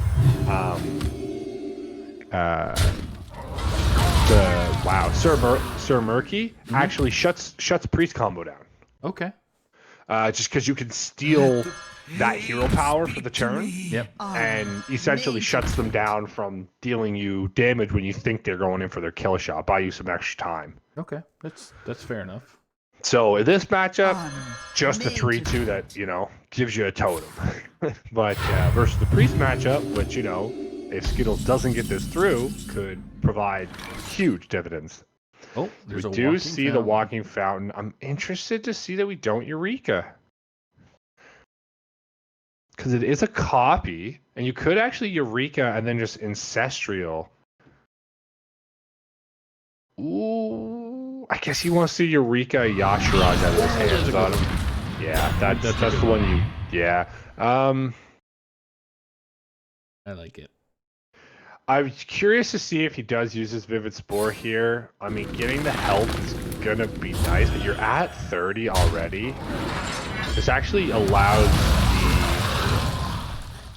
both of them to attack twice again, so this does clear the board off. Yeah, I'd punch the 1/3/2. Well, and on the side of Jonah, he's saying, "What do you?" Yeah, you can't go face there, unfortunately, Brent. There's no other way that he's trying to think. How does Acolyte bother? Like, how does it punish me? Right? You don't have any skippers left, so it really doesn't at the end of the day.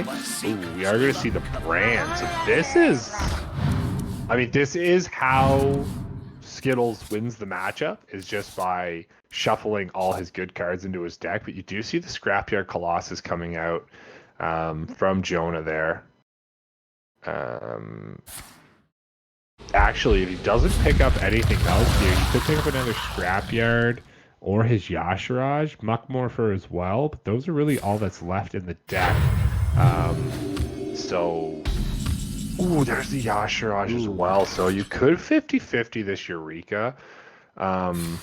get a devolving missiles first. All three. While paying. Hey, flippers! Yeah, I'd 50-50 it. Do it. It's the Yashiraj. So coming out of the deck this turn. Ooh, he gets the Muckmorpher as well, so that's actually huge. Now he's guaranteeing himself his Colossus. Or, actually, yeah, he's just guaranteeing himself his Colossus. So you going for a Maelstrom? Nope. Going for the Muckmorpher Colossus because you know there's another Colossus in the deck, and he's going to pull the Colossus. So, but interesting enough, if this board is dealt with, that's it. That's literally all he has out of Jonah. There's another dirty rat gonna pull another scrap here, but he's looking to brawl this, right? Yeah. Honestly, that was the best one for Jonah to have pulled out of his hand because it leaves him with a 7/7 and dies, where as Yashiraj, it's just Yashiraj.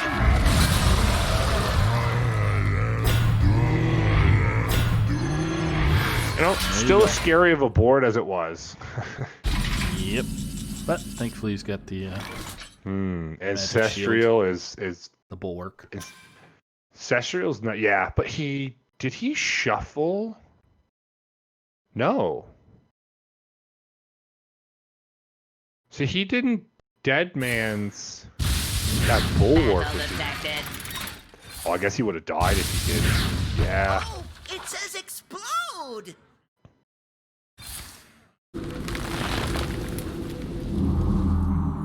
Gonna strip this bulwark right off and push 7 to face. Yep. So we're looking for second brawl here, which you know is gonna be drawn. Oh, he only runs one brawl. Oh my goodness. Oh. So Zephyrs again only gives you the clear town cry. Yeah. I guess you could Zephyrs for a brawl. You could try and you Deadman's. Deadman's no. This brings you to 6. Guaranteeing that there's no, but Zephyrs won't give you brawl here anymore. It will give you Shadow Word Ruin, which deals with the 7/7s. Ooh, Freeze. Nova. Okay. Buys you another turn to hopefully grab another Zephyrs. So if you get a Zeph, then... Oh, wow. I mean, you just do it. Nope. No, you don't. Okay, fair enough. That's true. You don't need to overextend here. You know that he has the other Zephyrs in hand. Or you have the other Zephyrs in deck, so overextending just gets you killed. Serpentine Portal can go face. So that's interesting at the last part there. Another Frost Nova here. Yep. Yep. I mean, that's kind of what he's looking to do here for the rest of the game. Oh boy. Vivid Spores. Vivid Spores is pretty good. I don't know if you want to respect that 3/2. Yeah, just go face. Yeah. And that does, yeah. Vivid Spores is fine, I think. I don't think he doesn't need to over, but Vivid I am bereft of cards. Torrent, Deadman's, and here it is. This is my suggestion. Freeze again. Frost Nova. Deathwing would have been good too, but... Yeah, I just can't afford the one turn off, right? So this is kind of where Jonah is stuck in this perpetual cycle of freezes, right? I don't see a way he gets out of this. Now, the interesting fact, now I know this is, far off, but the only way he does is if he shuffles, but he never shuffles the same cards into his deck, so... I think that actually Rusty Horn is could give him a flat draw. I mean, he just plays it. Nah, never mind. Doesn't matter. Actually, he plays it. Of cards. Yeah, Yeah, and then this is where the fatigue comes in, and yeah, Deadman, but Deadman actually puts all of these back in. So he has an opening if... oh god, that scared me for a second. I was like, Ooh. Where is it? Where's me Nova? Yeah. So if SKItLLeZ actually misses Yeah, if he messes on up, this draw, like Yeah. if he gets the horn, if Zephyrs is the bottom card here, so if he cold lights here and doesn't get Zephyrs, he's dead. Few cards remain. oh no, because he always gets the second cold light. Yeah, he always does it. But then if he second cold lights, that brings him to 4. And then he actually can't freeze the board off of Zephyrs.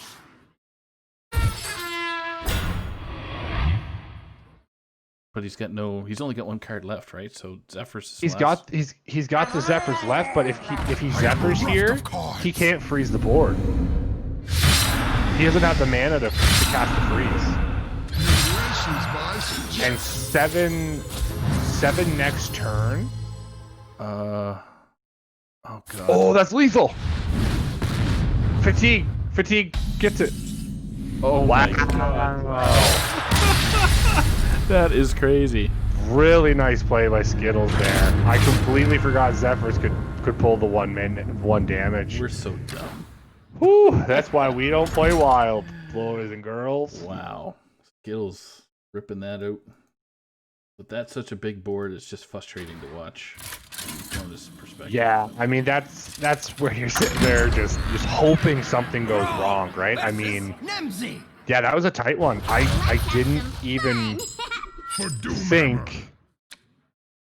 That was wicked play from SKItLLeZ. I mean, good shout to Jonah for hanging in there as long as he can, because really, 1 card away from lethal there, like 1 turn away. So.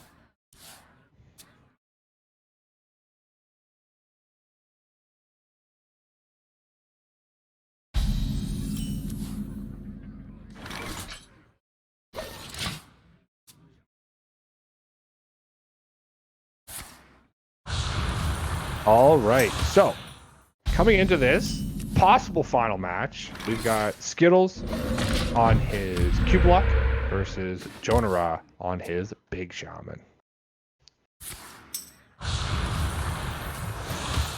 All right. Oh, gotta change the graphic there. So I'm interested to see. So again, another 1-mana Vivid Spore. Let's go. From the void, Void Caller is coming out from Jonah-rah. Do we see no Skull of Manari in the hand yet? So that's not fun on the side of SKItLLeZ, but he does have good ways to fight for this board here. Plague of Flames is going to be massive. Ooh, Scrapyard Colossus is probably the best draw Jonah-rah could have got really outside of Yashiraj pulling a Scrapyard, right? He can... This is where it gets awkward, because he has to trade fully into the 4/4, play a minion, and then he would have to Plague of Flames it, right? Mm-hmm. So... that doesn't even guarantee the 7/7 dies. Very interesting. Well, I guess that's a lie, actually, because the Void Caller trades in and actually pulls out the Void Lord. Okay, yeah, I can see that. Then you could Plague. You possibly hit the 7/7, leaving yourself with some 1/3s. And even if you don't hit the 7/7... Ooh, 1, 2. That's going to be interesting. Defile. Pump. One Plague? Interesting. Okay.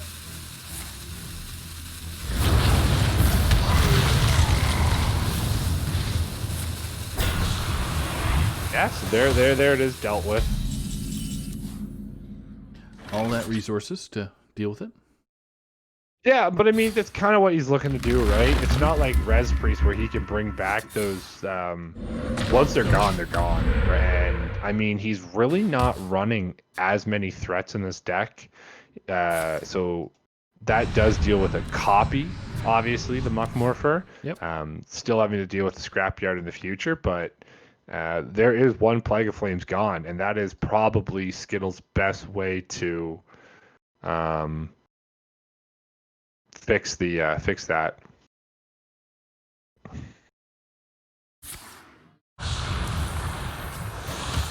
Wow. Okay. Side effects? No. Trust me. Bump into that, just get rid of it.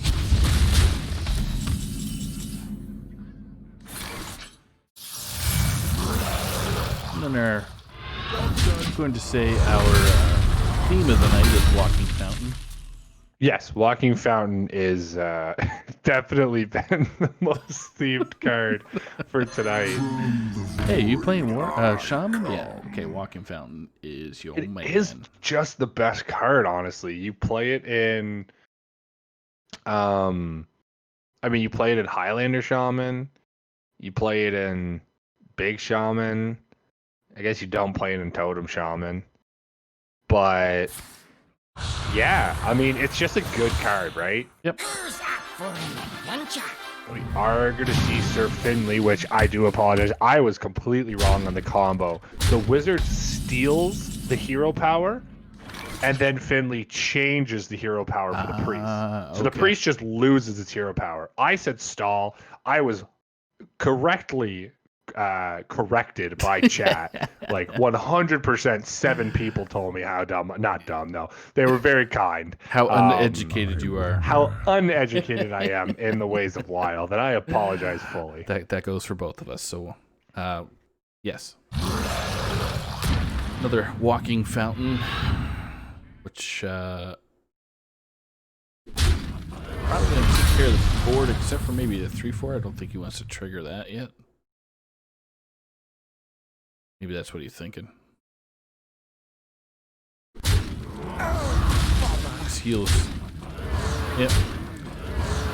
And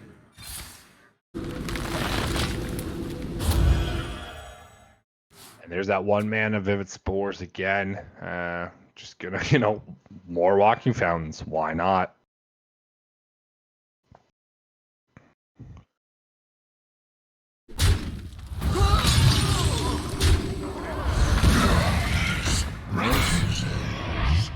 There's our big boy. Yeah, just get a Carnivorous Cube into that, and now it's going to be a challenge. You do see the Devolve, though. Ooh, yeah, baby, that's what you like to see. Plague of Flames here, Devolve actually... Wow. We've got 16 damage. We have lethal if there's no taunts. Yep. There's Devolve. We actually have 2 chances at it. That's lethal. No chance. There you go. Yeah. Ring the bell. What's he doing? What are you doing? You have lethal. Jonah, please. Take your foot. I'm not that bad at math. I'm bad at math, but I'm not that bad at math. Apologize to Jonah for yelling at you. Sorry, buddy, but if you devolved into a taunt, my man, boy. All right. You know what that means, Saku? I hear a rumbling in the distance. There's like this, yeah. I just There's every just time this nervous tension. I have to say the best words in all of Hearthstone. Game. Ah. You give me strength. All right. So with this, we're gonna see Jonah-rah coming in with that priest, and SKItLLeZ is coming out with the warlock. Now remember, where I was completely wrong earlier, SKItLLeZ does have the text where we see that Grizzled Wizard actually in the hand already to remove that machine gun effect from the priest. So it's going to be crazy. We hunger for vengeance. And I wish we knew the stats between the win condition is the priest. Yeah, so I feel like without that combo.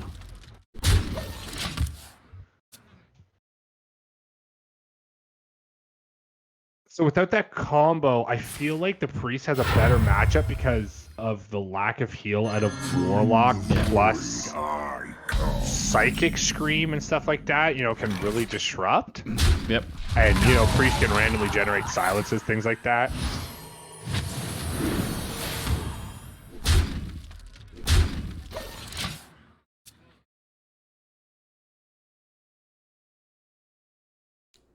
SKItLLeZ on the collecting some more demons. No. Trust me.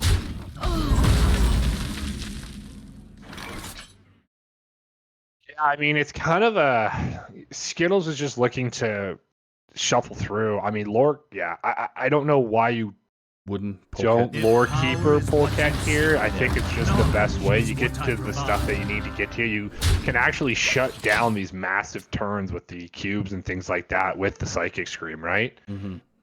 From the void I come.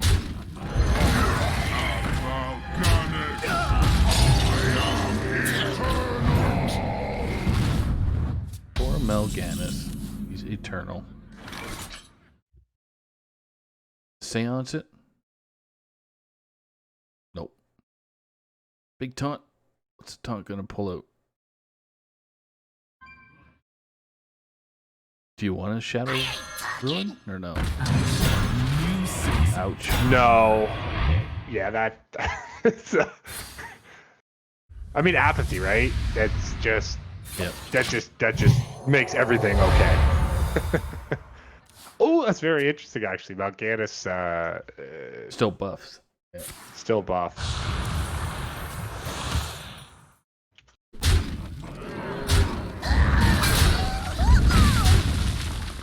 Does he have cube in hand? No.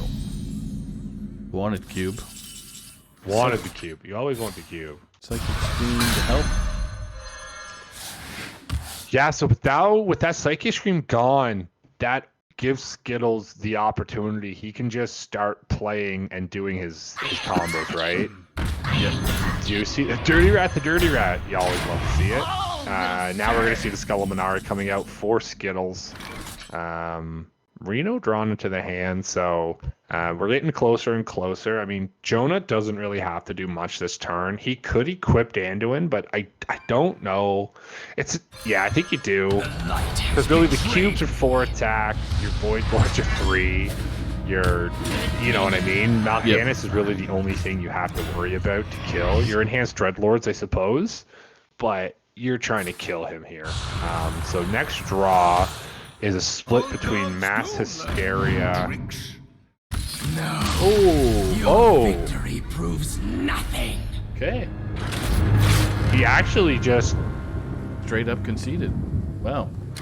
Did he have a chance? Did he have the McGurgle in hand? I actually Yes, he didn't did. see. He did. So then no. Unfortunately, that's the thing. Everyone, you know, my limited knowledge says as soon as that combo happens, that's game for the Priest. That's really their whole deck is built around just trying to machine gun and shoot and literally deal all that damage. Mm-hmm. Your spawns become nothing. You just have no way to close out the game after that. So, unfortunately, that's what that match came down to for Jonah-rah.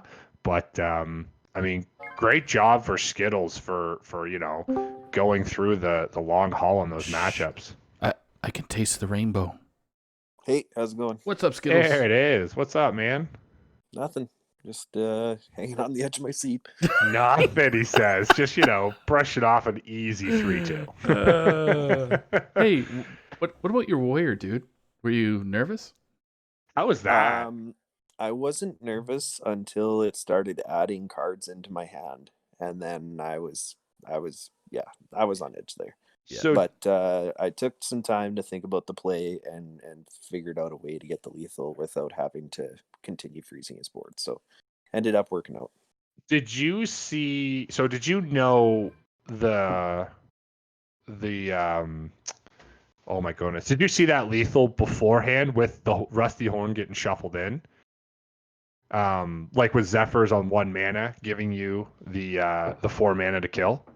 Yeah, like I had counted out the fatigue damage that he was going to get and realized Nice. that he was going to be low enough that I can get a damage off of Zephyrus if I were to draw it. And I was guaranteed to draw it given that I had 2 cold lights and only 3 cards, I think, at that time, right? Yeah, so that was kind of, you had, the 3 cards, and one of those 3 cards was a cold light. So there was no way you weren't ever going to draw the Zephyrs again. I guess everybody was thinking and freaking out was you didn't have the mana to refreeze the board, right? So, Yeah. but then, I mean, getting the Soulfire, and it blew my mind. As soon as I saw it, I was like, oh my goodness, that's lethal. That's the one, right? So it was right there. It was perfect. Yeah, it was awesome. And then obviously in that last match, you got the combo, you got the pre-shutdown, right? So wizard into Sir Finley, and Jonah saw the lines and graciously bowed out. Yeah. Luckily, I was lucky enough to dodge the Dirty Rat to the turn before that, and then I was able to Dirty Rat his Dirty Rat. So Dirty Rat, my favorite this week, I guess. Yeah. So I was gonna the Koroden and I are not well versed in the wild series or wild cards and such, but the matchup between the warrior, where am I looking at here? So so the warlock versus his priest, is that the win condition? Is what you just did, right? Yeah, that's correct. Yeah. So if you play the Q block that he brought, where he doesn't have that Grizzled Wizard Finley condition in there, that warlock into priest matchup is so bad for you. Like I'd probably say it's closer to. That would be a 0. That would be. Assuming. He just left because that was just straight up dumb question from me. So that'd be closer to a see you later. But no, that's I think what he's saying. I mean, you see, Jonah-rah is a very strong player, and I think he understood the line. As soon as that combo does hit, that's pretty much it. You're just. Oh, we're back. I thought it was a pretty dumb question, so that's probably why you left, doesn't it, SKItLLeZ? No, sorry. That was my phone. Just doesn't want to stay connected. It's all good. So I don't know where I got cut off, so I'm just going to start from the beginning. So the Finley Grizzled Wizard combo in Warlock makes that a lot more even, I would say, in the Warlock versus Priest matchup, because they can still Dirty Rat your combo pieces, right? So you need to have the minions in hand to avoid the Dirty Rat like I did it there. And you need to be able to draw your appropriate combo pieces before they beat you down. If I didn't have those 2 pieces in hand, he had one of the better starting draws with the Polket, right? So it was definitely a lucky draw in my favor, and I dodged his Dirty Rat and I Dirty Ratted his Dirty Rat, so it made it better for me the next turn. It was just everything kind of fell into place for me, so I got really lucky there. I'd have to say. Any favorite moments besides the final, game 5? Other than winning, yes. Other than win. Nothing really. I just had a bit of a forehead moment in the very first game there. I meant to play my Anduin on 8, I think it was, and I accidentally ripped the Psychic Scream on a not very good board, the Psychic Scream, but it ended up working out. I was able to maintain his pressure and not let him spiral out of control, so worked out good. It seems that actually 2 team members from Power Creeps actually brought that Shaman deck, and really only one on your side. How do you... Oh, yeah, my question was stupid. Gaff. What a bad question. He just exited and said, oh, man, that's even worse than Saku. This guy's talking about Shaman? Get him out of here. Welcome back, SKItLLeZ. Sorry, my internet is just awful. I don't know what's going on here. No worries. I just wanted your quick thoughts on the Shaman deck, Big Shaman. It's good into certain matchups. Like I think he had at least a 50-50 in each matchup that he had going into this week. I'm not overly confident on that deck itself. He definitely I don't like calling out people on their plays, but if I were running his deck and I had his chance there when it was the DMH warrior, you always save an ancestral call to pull out the Zephyrus, right?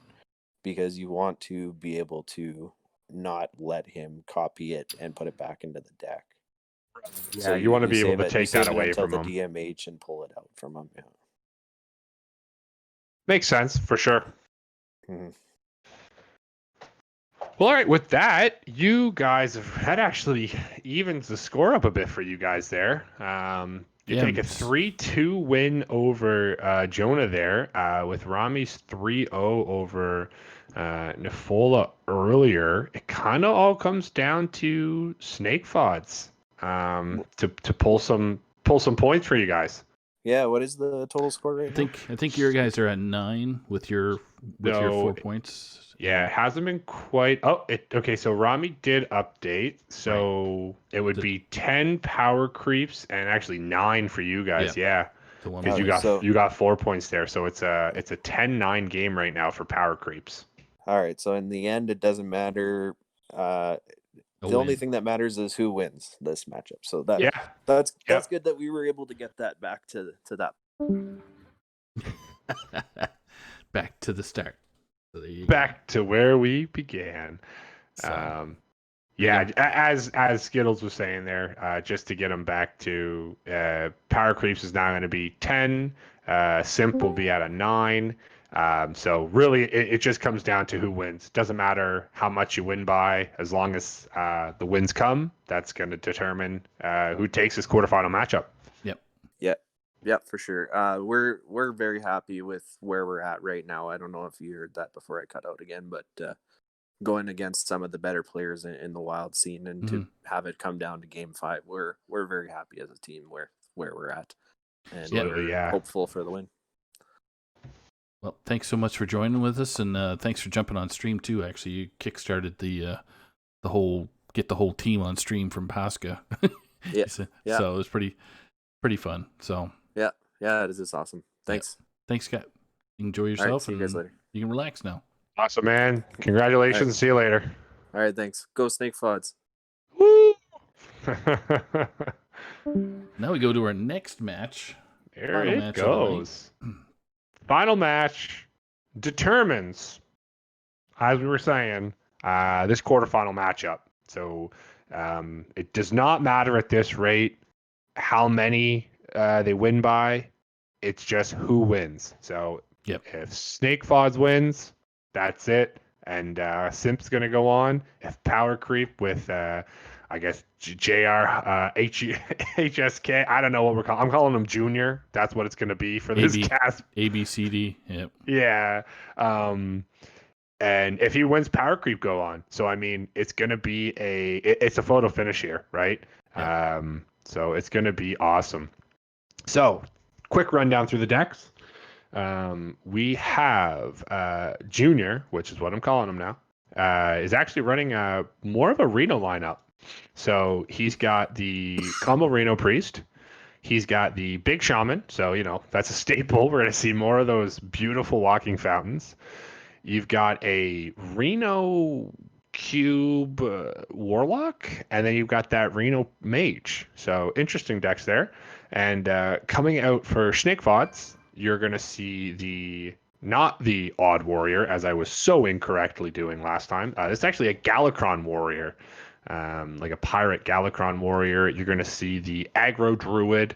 You're going to see actually the Double Giant Warlock.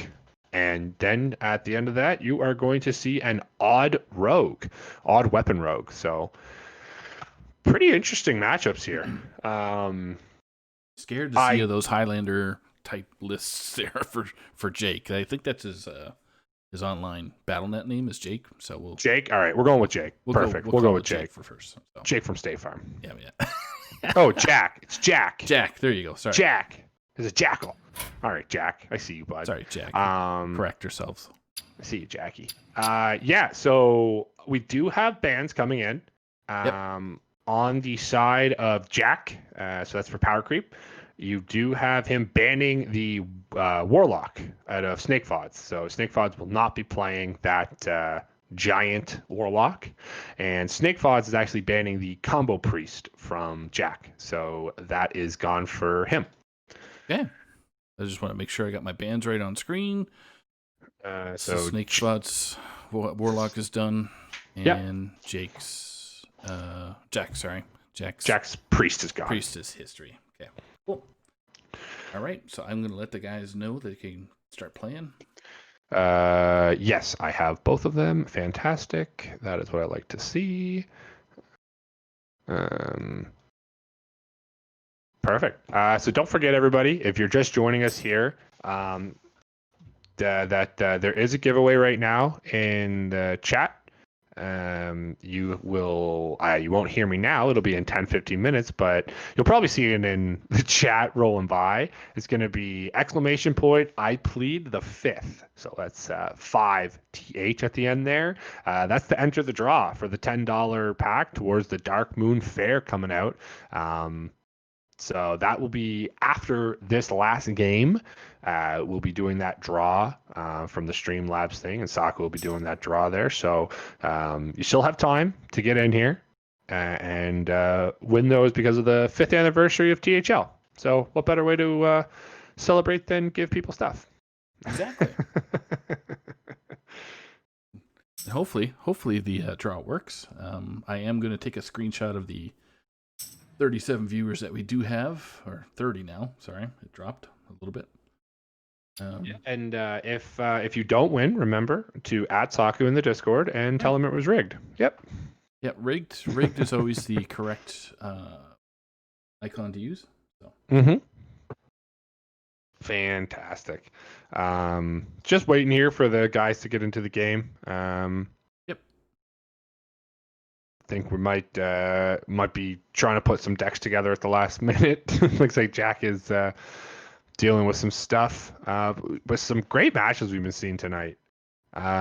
Just to go back through them again with this, I'm interested to see the Big Shaman. It hasn't performed amazingly well on the side of power creeps, right? So I'd be interested to see how it does play out in this matchup. And SnakeFawdz does have a pretty aggressive lineup. Like, he's got the aggression, you know what I mean? Even in his warrior, man, the guy's running, Alex Strauss's champions and Argent Horse Riders. And he's just, Galakron is just going to start smacking you when you invoke for 3 a turn. You've got the aggro druid, you've got your odd rogue. So, it's going to be I think it's going to be tough for that shaman to get through. Even with these Reno decks, if you don't find that Reno, you might be in a bad sense. So I'll be interested to see what happens. I do think, now this is again just me based off of no wild experience whatsoever. Yes. I think SnakeFawdz might have a bit of an advantage personally, but that's just me. We shall see. As soon as Jack matches up against SnakeFawdz here, we can rock and roll. I know SnakeFawdz he plays in the Legacy series as well. Right. Very, very, very, very good player. 5 seed, but his PR is like in the 200s plus. So definitely not one to sleep on. And if you could tell by his Legacy score or his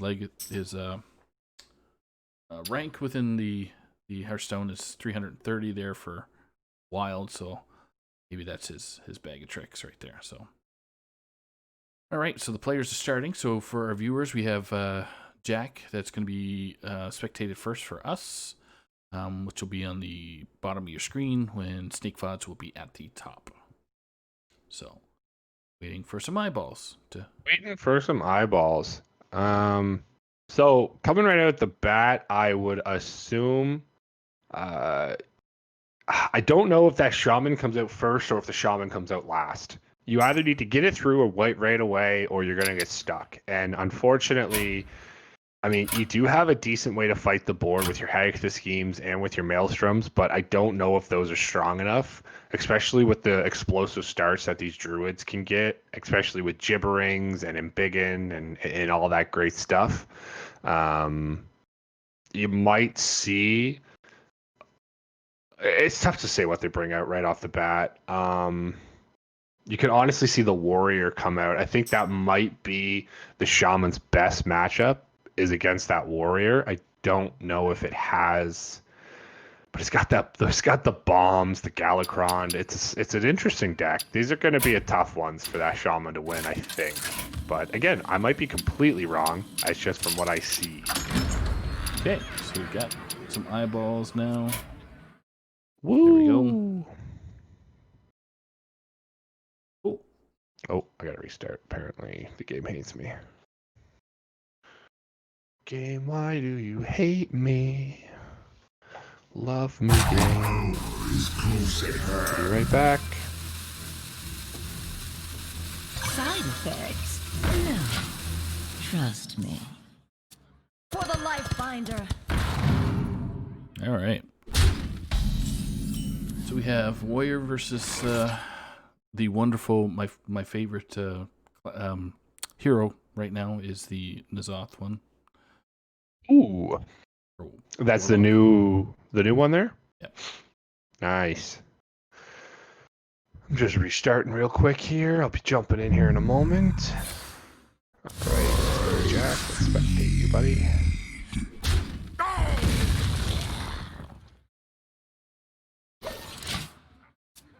All right. Big rush from the Warrior. Let him spectate here. For which one? Jack. It's I'm just gonna have to restart again. It's not letting me spectate Jack first. Huh.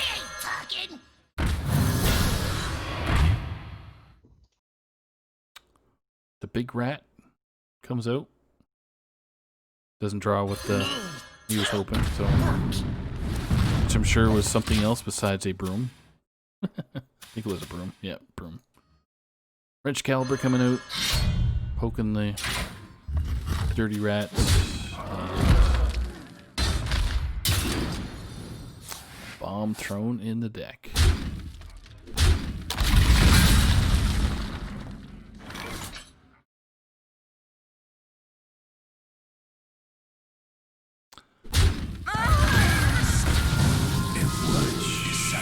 Sure about the Kazakhs play, but I guess it's not sure what this matchup's all about. Yeah, I can't get in to see Jack for some reason right now, but I will. It's very weird. It's not giving me the spectate option for him. Huh. Maybe just message him. Yeah, see if you can invite me to spectate. Yep. Alright, sorry about this, guys. SnakeFawdz set up N'Zoth's first mate in a Devoted Maniac. And now it's Jack's turn. Here's a Zilliac Brute. Bump the witch off the board. Now we're waiting for... Don't worry, loves. The cavalry's here. There we go. Perfect. We are in. We're gonna have a spectate bug because we're having boxes. Maybe. Oh no. Don't worry, I'm in. I think we're okay. There's a bomb drawn. And a N'Zoth drawn. Oh, all right. Things have happened in this game. Ooh, Karhoot Defender is extremely nice. It's gonna give Jack some much-needed healing in this matchup.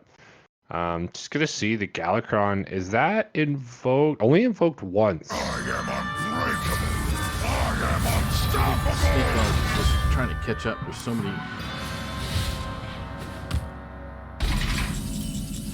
many cards.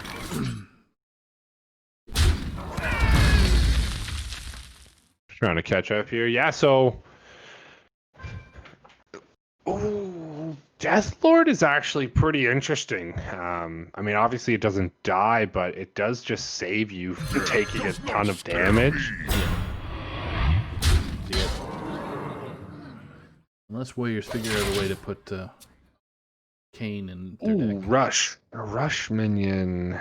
What are the Rush minions? He's got the Alexstrasza's champion. Oh no, the other the Scion. And that actually gives him full. So he's going to be able to poke through. He won't be able to get through the Dead Lord this turn. Oh yeah, summons 3, so no, he won't.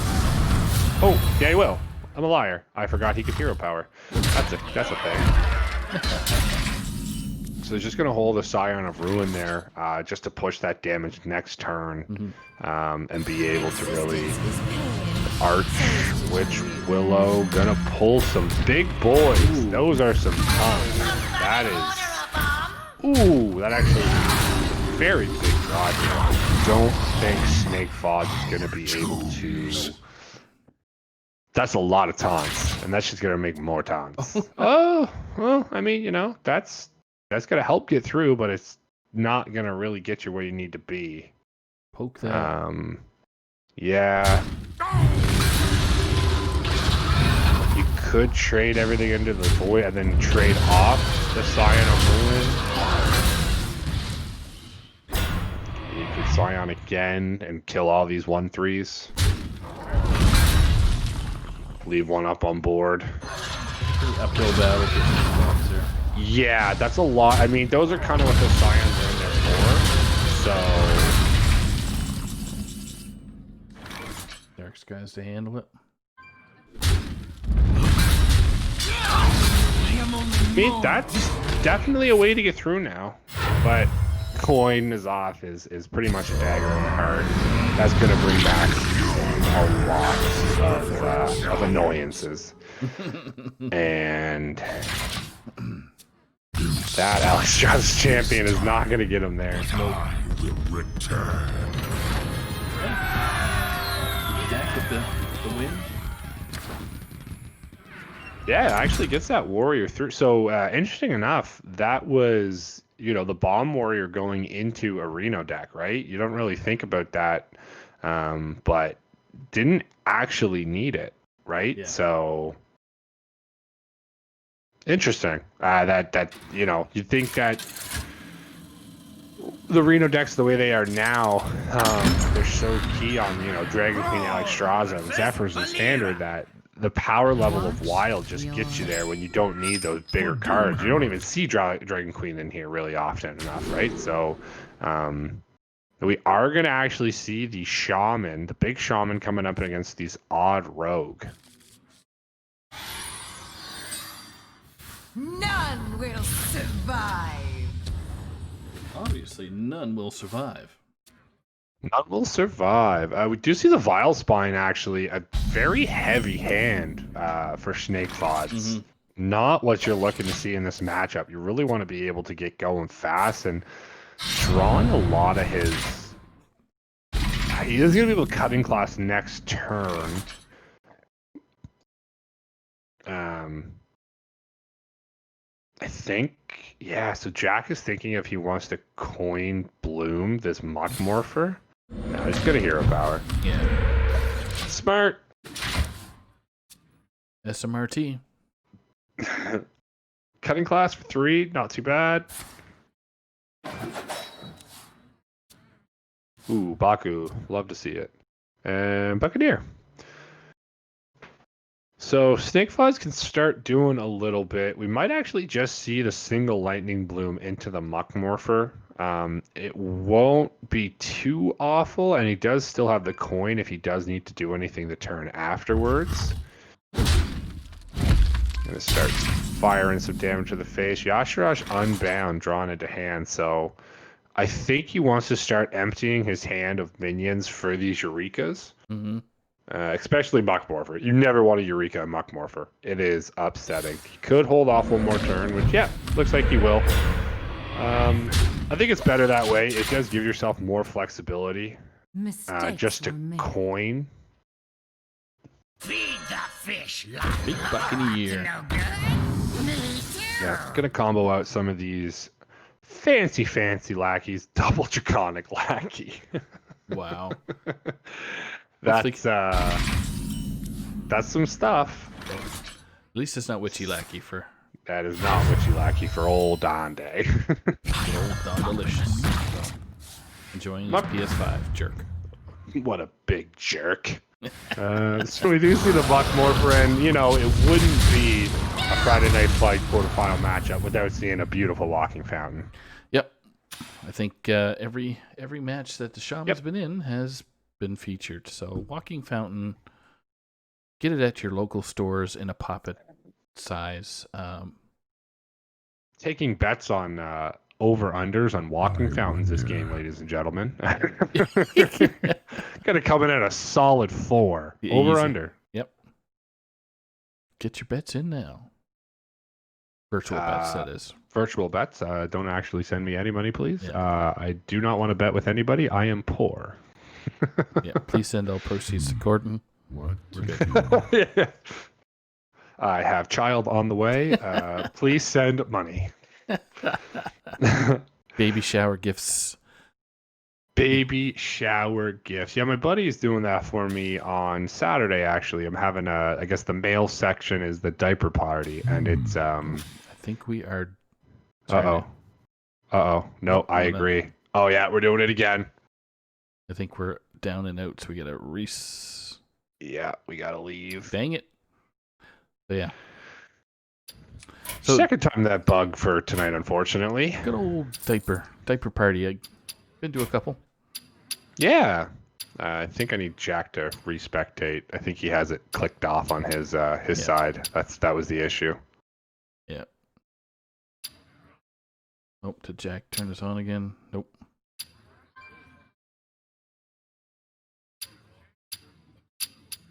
All right. Forgive us for a sec here.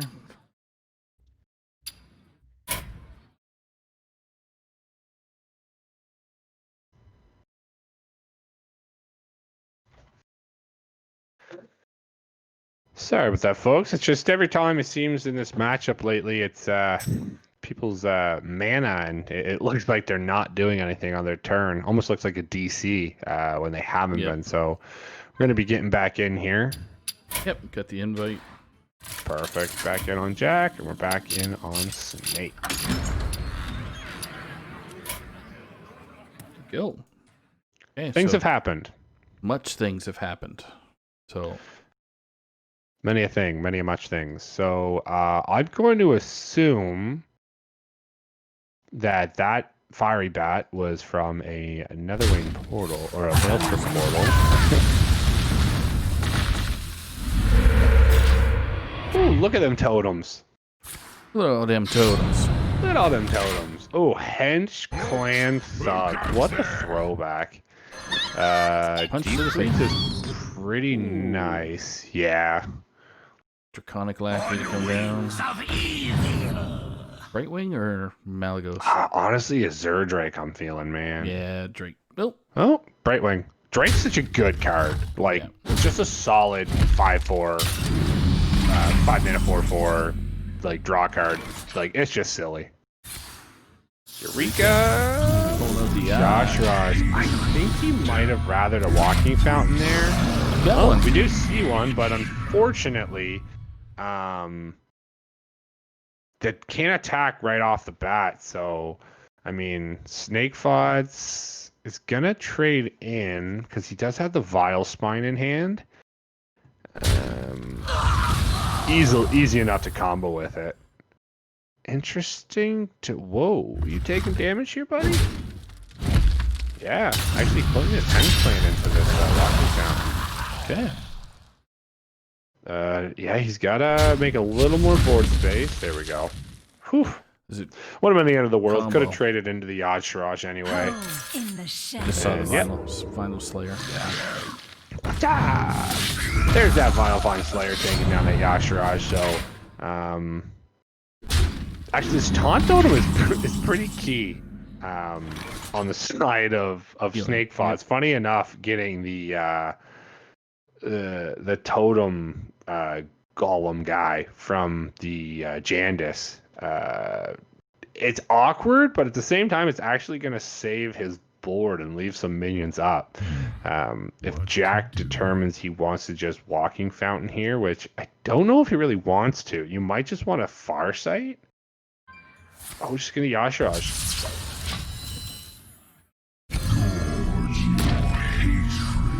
So he does have those Colossuses, and yep, there's one of those Scrapyard Colossus right there. Colossi. We have Colossi. Mm-hmm. No Vile Spine.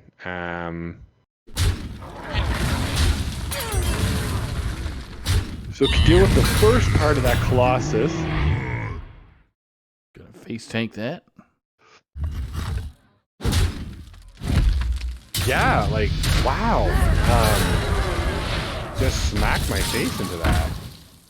Is there any healing from the side of... No. Negative on that particular. No healing. So that, just kind of tells me that SnakeFawdz realizes there's really not a lot of direct damage that Jack has in his deck. Actually, I don't think he has any, and I don't think he can randomly generate any as well.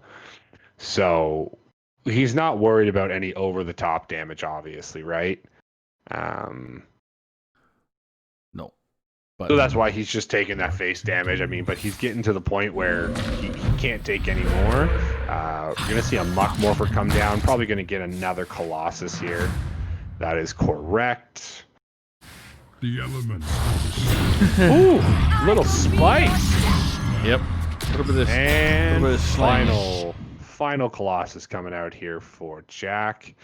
So SnakeFawdz is in a awkward phase. Needs taunt. Badly. He can freeze the board, right? Secret passage to dig 4. I'm assuming Another Slayer. Vile Spine, yeah. One Thief will actually get him some stuff. A Valpyra, yeah, that's Frozen Astral Rift to start digging 2 random minions. Those minions, no. Negative on that. Wow, particular. there it is. After I, talk a little smack about that shaman, pushing through a big win against that priest. Rogue. Wow, that's not a priest. Never mind. Priest was banned. A priest with sharp swords or daggers. Very sharp swords. So, that actually leaves just one deck left for Jack. Yep. So he's gonna bring out that Reno Mage, and yeah. So SnakeFawdz knows what he has to play, and he's gonna bring out the aggro Druid. Now, just to remind everyone, if Jack does win this one, that does win it for Power Creep, and they will be moving on to the semifinals for the Wild Playoffs. So. Right. This is all or nothing for SnakeFawdz.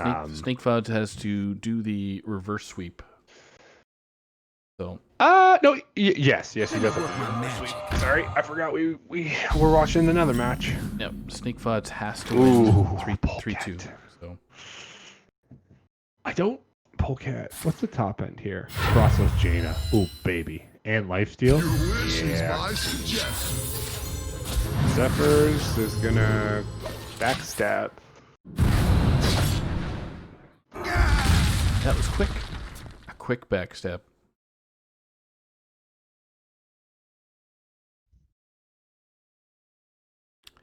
Hero power. I think he just wants to. I think he's thinking about making 1/1s. Obviously, they die to the Zephyrs and the ping on board. Mm-hmm. So maybe he's also thinking that is there a way that he bounces the Zephyrs from his back into? He does have Zola the Gorgon, so he could choose that way. He does choose to make 2.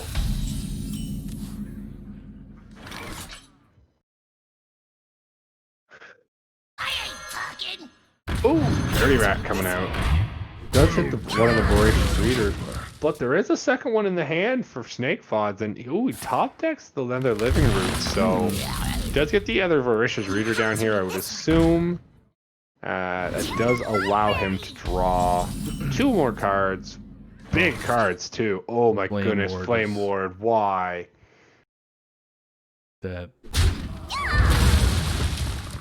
It's going to cause some hiccups. Yeah, he's just going to keep removing the board here. And I mean, what a... This is... Jack's gotten all of his removal, really, that he needs here. He's gotten his Dirty Rat. Finley is going to be... Can you get... tapping? Yeah, that's huge. Big buff. I mean, we've got a board. Double tap. Gonna have to into the... Oh, Pocket Galaxy, but you might see that. So you might not want to Polecat here until about turn 6. Disagrees, I guess. He might, yeah. I mean, you're still, because you're gonna start drawing. You get your Jaina. Yeah, I guess you get your Jaina right away. My mindset is if you Polecat and then you Lunas, you're actually drawing your high end for 1. Now I mean, you are gonna. He's gonna have some pretty unplayable cards for the next, 2 turns, 2 or 3 turns. Yeah, but he does have Flame Ward at least to help staunch the bleed. Yeah, absolutely. Looking to use Savage Roar here. Battle Cry costs minions cost 2 or more, so yeah. 10 to the face. There's Frostlich. There's the Frostlich Jaina. So I would assume a Flame Ward to come out here. Yeah.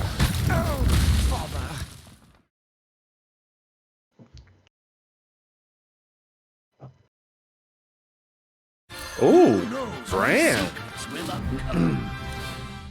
Just use more things on. Unfortunately, your own minions now cost 2 or more. It's biggin. Okay, that's a... That basically means every top deck from this point on is going to be a huge threat that needs to be dealt with. Yeah. So SnakeFawdz is trying to decide which of these minions is more. And I mean, the battle cries do cost 2 more, so he's not too worried about this Brand. Now we're going to see the Flame Ward coming out. Brand. That's interesting. I don't know if our viewers saw it, but the... Oh, yeah, I think I'm exploding again. Oh, gosh. My, yeah. My Brand attacked the deck? Yes. Well, okay. The hero power attacked the deck. That's what happened. Yes, the hero power ping deck. That's actually the new strat. Okay, so I'm going to exit out again. Sorry, yeah, I'm out. Thank you. Sorry, guys. Yeah, the spectator was a little finicky earlier, but it seems that this matchup, especially in this match right now, we need to get back in here, Blizzard.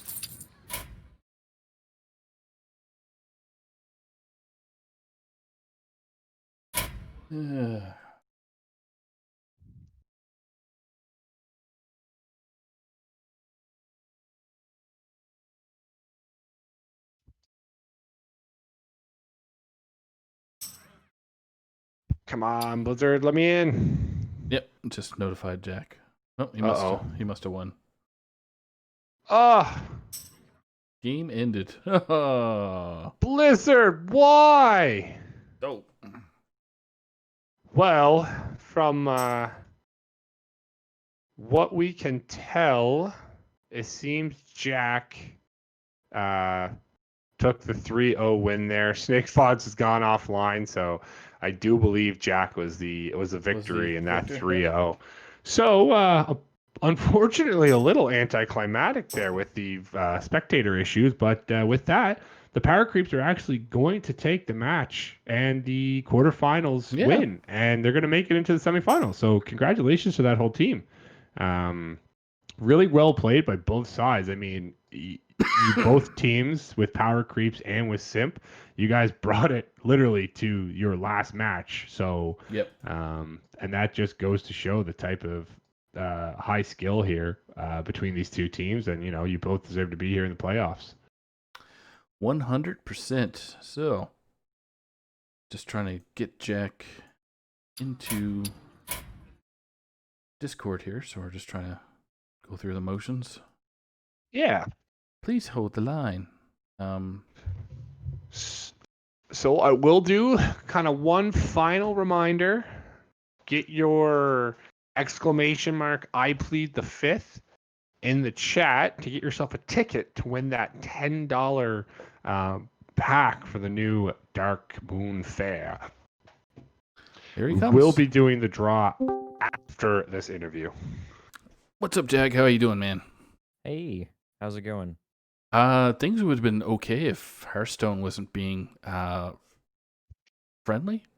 Yeah, there's some nasty spectator bugs, unfortunately, and we were just missed that last game there. So take us through that last the last couple turns of that mage druid.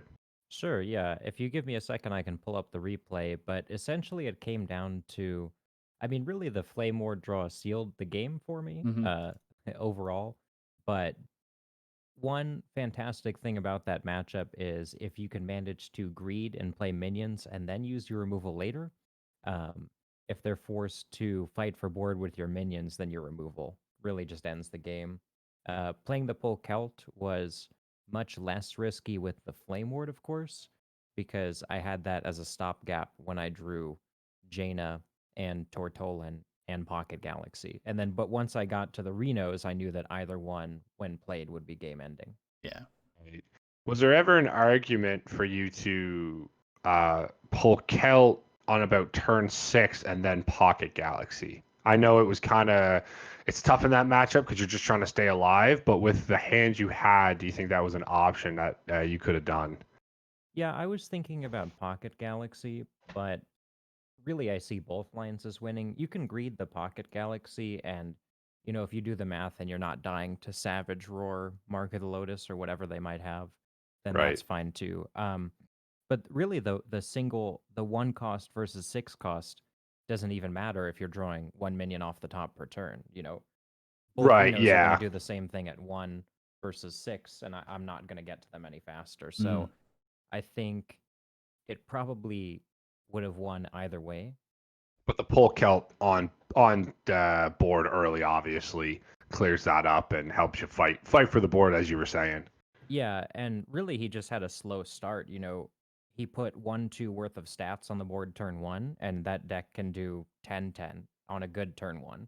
So, he missed 8-8 worth of potential stats. Like, yeah, that's going to hurt you. And then, of course, the rat into Voracious Reader. I believe he had 2 in hand, or he top decked 1 right after. That's, of course, also a very winning play because I got the value trade with Zephyrs. The way you did top deck that, yeah. If typically in the deck, the way that you lose if you are a Reno deck is you have a limited number of clears, and then Voracious Reader just outpaces the clears. And Zephyrs actually is unbelievably bad at clearing Voracious Reader. He can't believe that Blizzard would print something that's a 2-mana 1/3 that could be that scary. He just doesn't see it. So it's important to get the Voracious Readers gone early. And once the Voracious Readers are gone and you're stable on board, any deck can take it from there. Just full autopilot after that,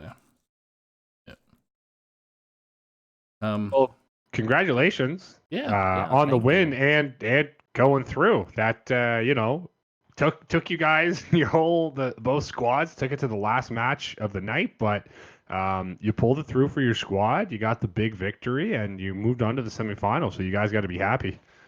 Yeah, thank you. I think we're pretty excited. Our team last time around, we got an unfortunate first round playoff elimination, but I think this time we are being more diligent about bringing the correct lineups. This week I was actually gone when lineup submission came around, so I took the lineup suggestion from Memnarch, and overall it was clearly built to be anti-aggro.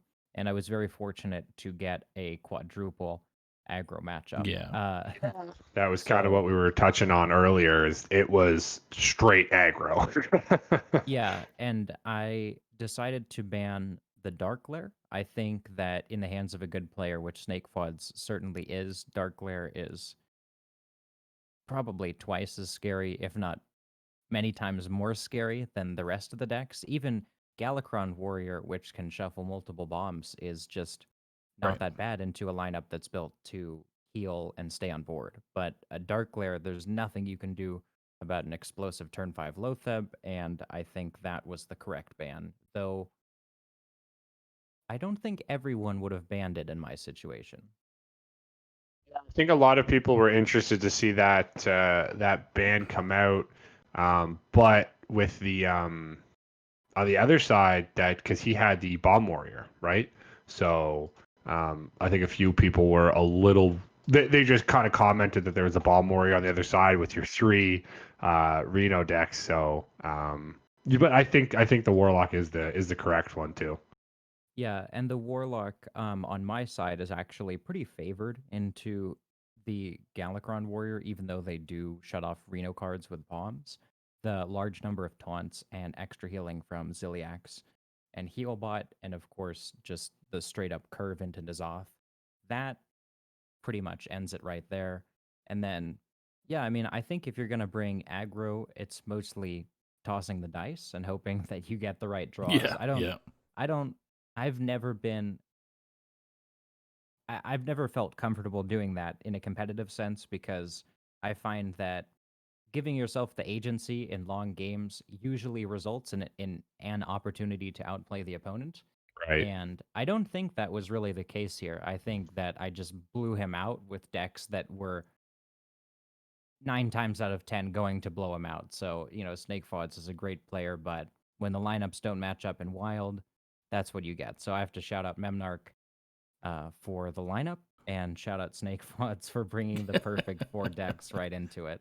So Memnarch is in the mountains right now. I was trying to get him to actually help cast as well with Koroden tonight, since I'm a poor caster itself. But we made it through, and he wished everybody good luck. So yeah, I was watching the stream before I went on. I watched my teammates' matches, and I thought you guys did a fantastic job. Thank you. I don't think that. I think chat made up for the stuff that you guys might not have known, but in general, just overviewing the plays and stuff like that, I thought you guys were a lot of fun, and I have stuff to do, and yet I watch the stream anyway. So that's what we like to hear. Well, thank you so much for joining us, Jack, and congrats to the Power Creeps. Yeah, tearing it up tonight. Maybe I'll see you next week. You bet. All right. Take care now. You too. All right. Well, this is the moment that I am waiting for to see if this works. One. Hey, I got to get in here, Saku. 1 sec. You can't. You're not allowed to win. Damn it. Joke. You can add. So. No, I'm not in. No. Roll it. Just waiting for Chad to catch up too, because they're all right. Got Soup's behind. Yeah. So we're waiting and waiting for another couple minutes, and then there is some news. We are going to have a match tomorrow at 3:30. Oh baby! Sorry, 3:30 my time, 2:30 ET Eastern. We are going to have a Pro Series match with Lotus Knight going up against McBanterface from Hype Horizon. I believe that is playoffs. That is the start of the quarterfinals. Yep. Or semis. Semis. Sorry, my bad. Pro goes right to semis. Right to semis. So Lotus Knight at 6-5 for Bad to the Bone is up against McBanterface, who's 7-4 for Hype Horizon. So that should be a good one. And then don't miss out on the fun Family Feud that is going to happen at 4 o'clock Eastern with a bunch of known THL personnel. So it should be fun to watch for those. We'll also be doing a draw as well. So Yeah, definitely tune in. Every stream pretty much that you're going to be seeing for the 5th anniversary here is going to have some of these giveaways. So definitely tune in and keep your eyes peeled for the notifications, right? So you want to definitely get in, Easy easy $10, right? Easy $10. So easy. So I'm just typing that in chat right now, so they're up to speed. So another minute or two, and then we'll do the draw.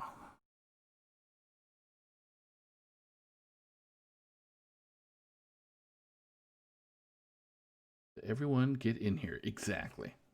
Just get in here. Repeat that stuff. Yeah. You have to add that. Yeah. Make sure. I don't want to say. I can't say it, but make sure you get that I in there. Here, we'll copy and paste it from what I. You won't be able to hear what I'm saying, but there's the correct one there. There you go. He's in. All right. Fantastic. All right. So do a quick thing, and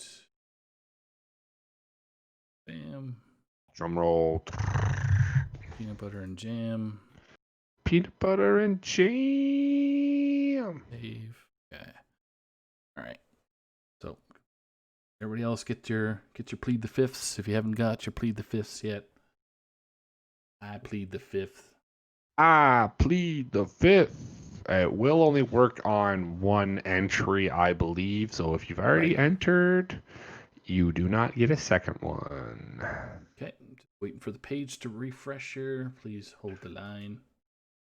Ooh, baby. Here we go. Who's going to get it? Okay.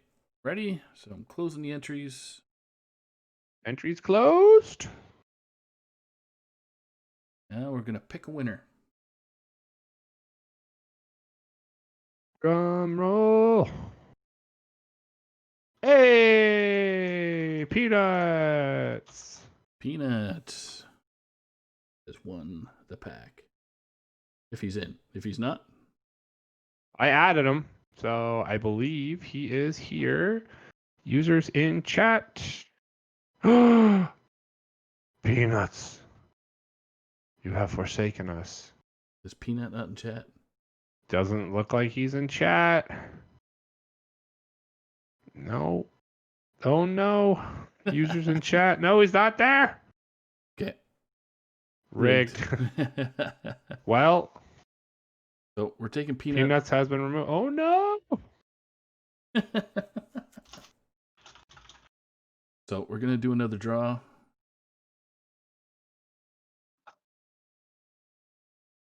Blessing RNG. All right, so another winner. There we go. Hey, SnakeFawdz. SnakeFawdz in chat.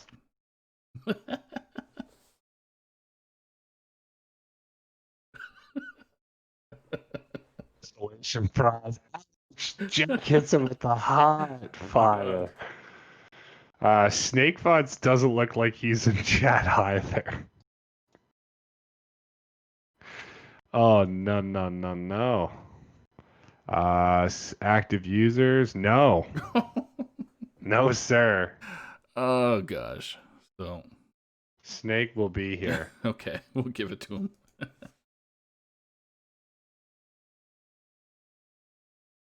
What a row, yeah. Just got off that that hard loss there, and come on, come get your 10 packs, bud. You got a little time here.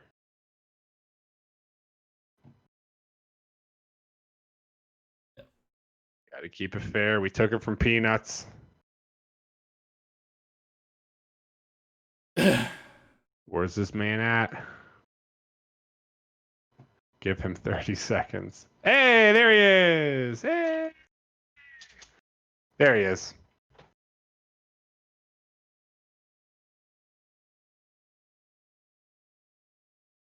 Perfect. So SnakeFawdz gets the lovely prize. Congrats, buddy. And that's how easy it is there, people. So there's going to be various ways to draw, but this was pretty interesting. So, like I said, stay in chat. We know, it gets a little late, but have us on mute and join back in around the end of stream. That's okay. That's all right. As long as we're here with you. If you don't want to hear our voice, it's okay. But two crazy connects there doing the thing. Two craziness, man. It was a crazy night, a wild. We had a quarterfinal match. Go crazy, go great. Gave away $10 pack. Hey, can't get everything's great. Can't complain. Can't do no wrong. So not at all. All right. So that will pretty much much wrap. Pause. Up. Oh, where am I? Fawdz. Here we go. There we go. SnakeFawdz. So just had to type something for Mako there. So I want to thank everybody for joining us tonight. I want to thank Koroden for spending some quality time with me tonight and broadcasting the whole show. I wouldn't have it any other way. So congrats to the winners tonight. And congrats to Power Creep for moving on to the next round. So yes, congratulations. That was wicked. Apologies to all the professional WoW players out there that know what they're talking about. Hopefully we did you some justice there. Exactly. So, all right, everybody, have yourself a safe night, and we will see you tomorrow at 2:30 Eastern for the Pro Series match. Stay safe.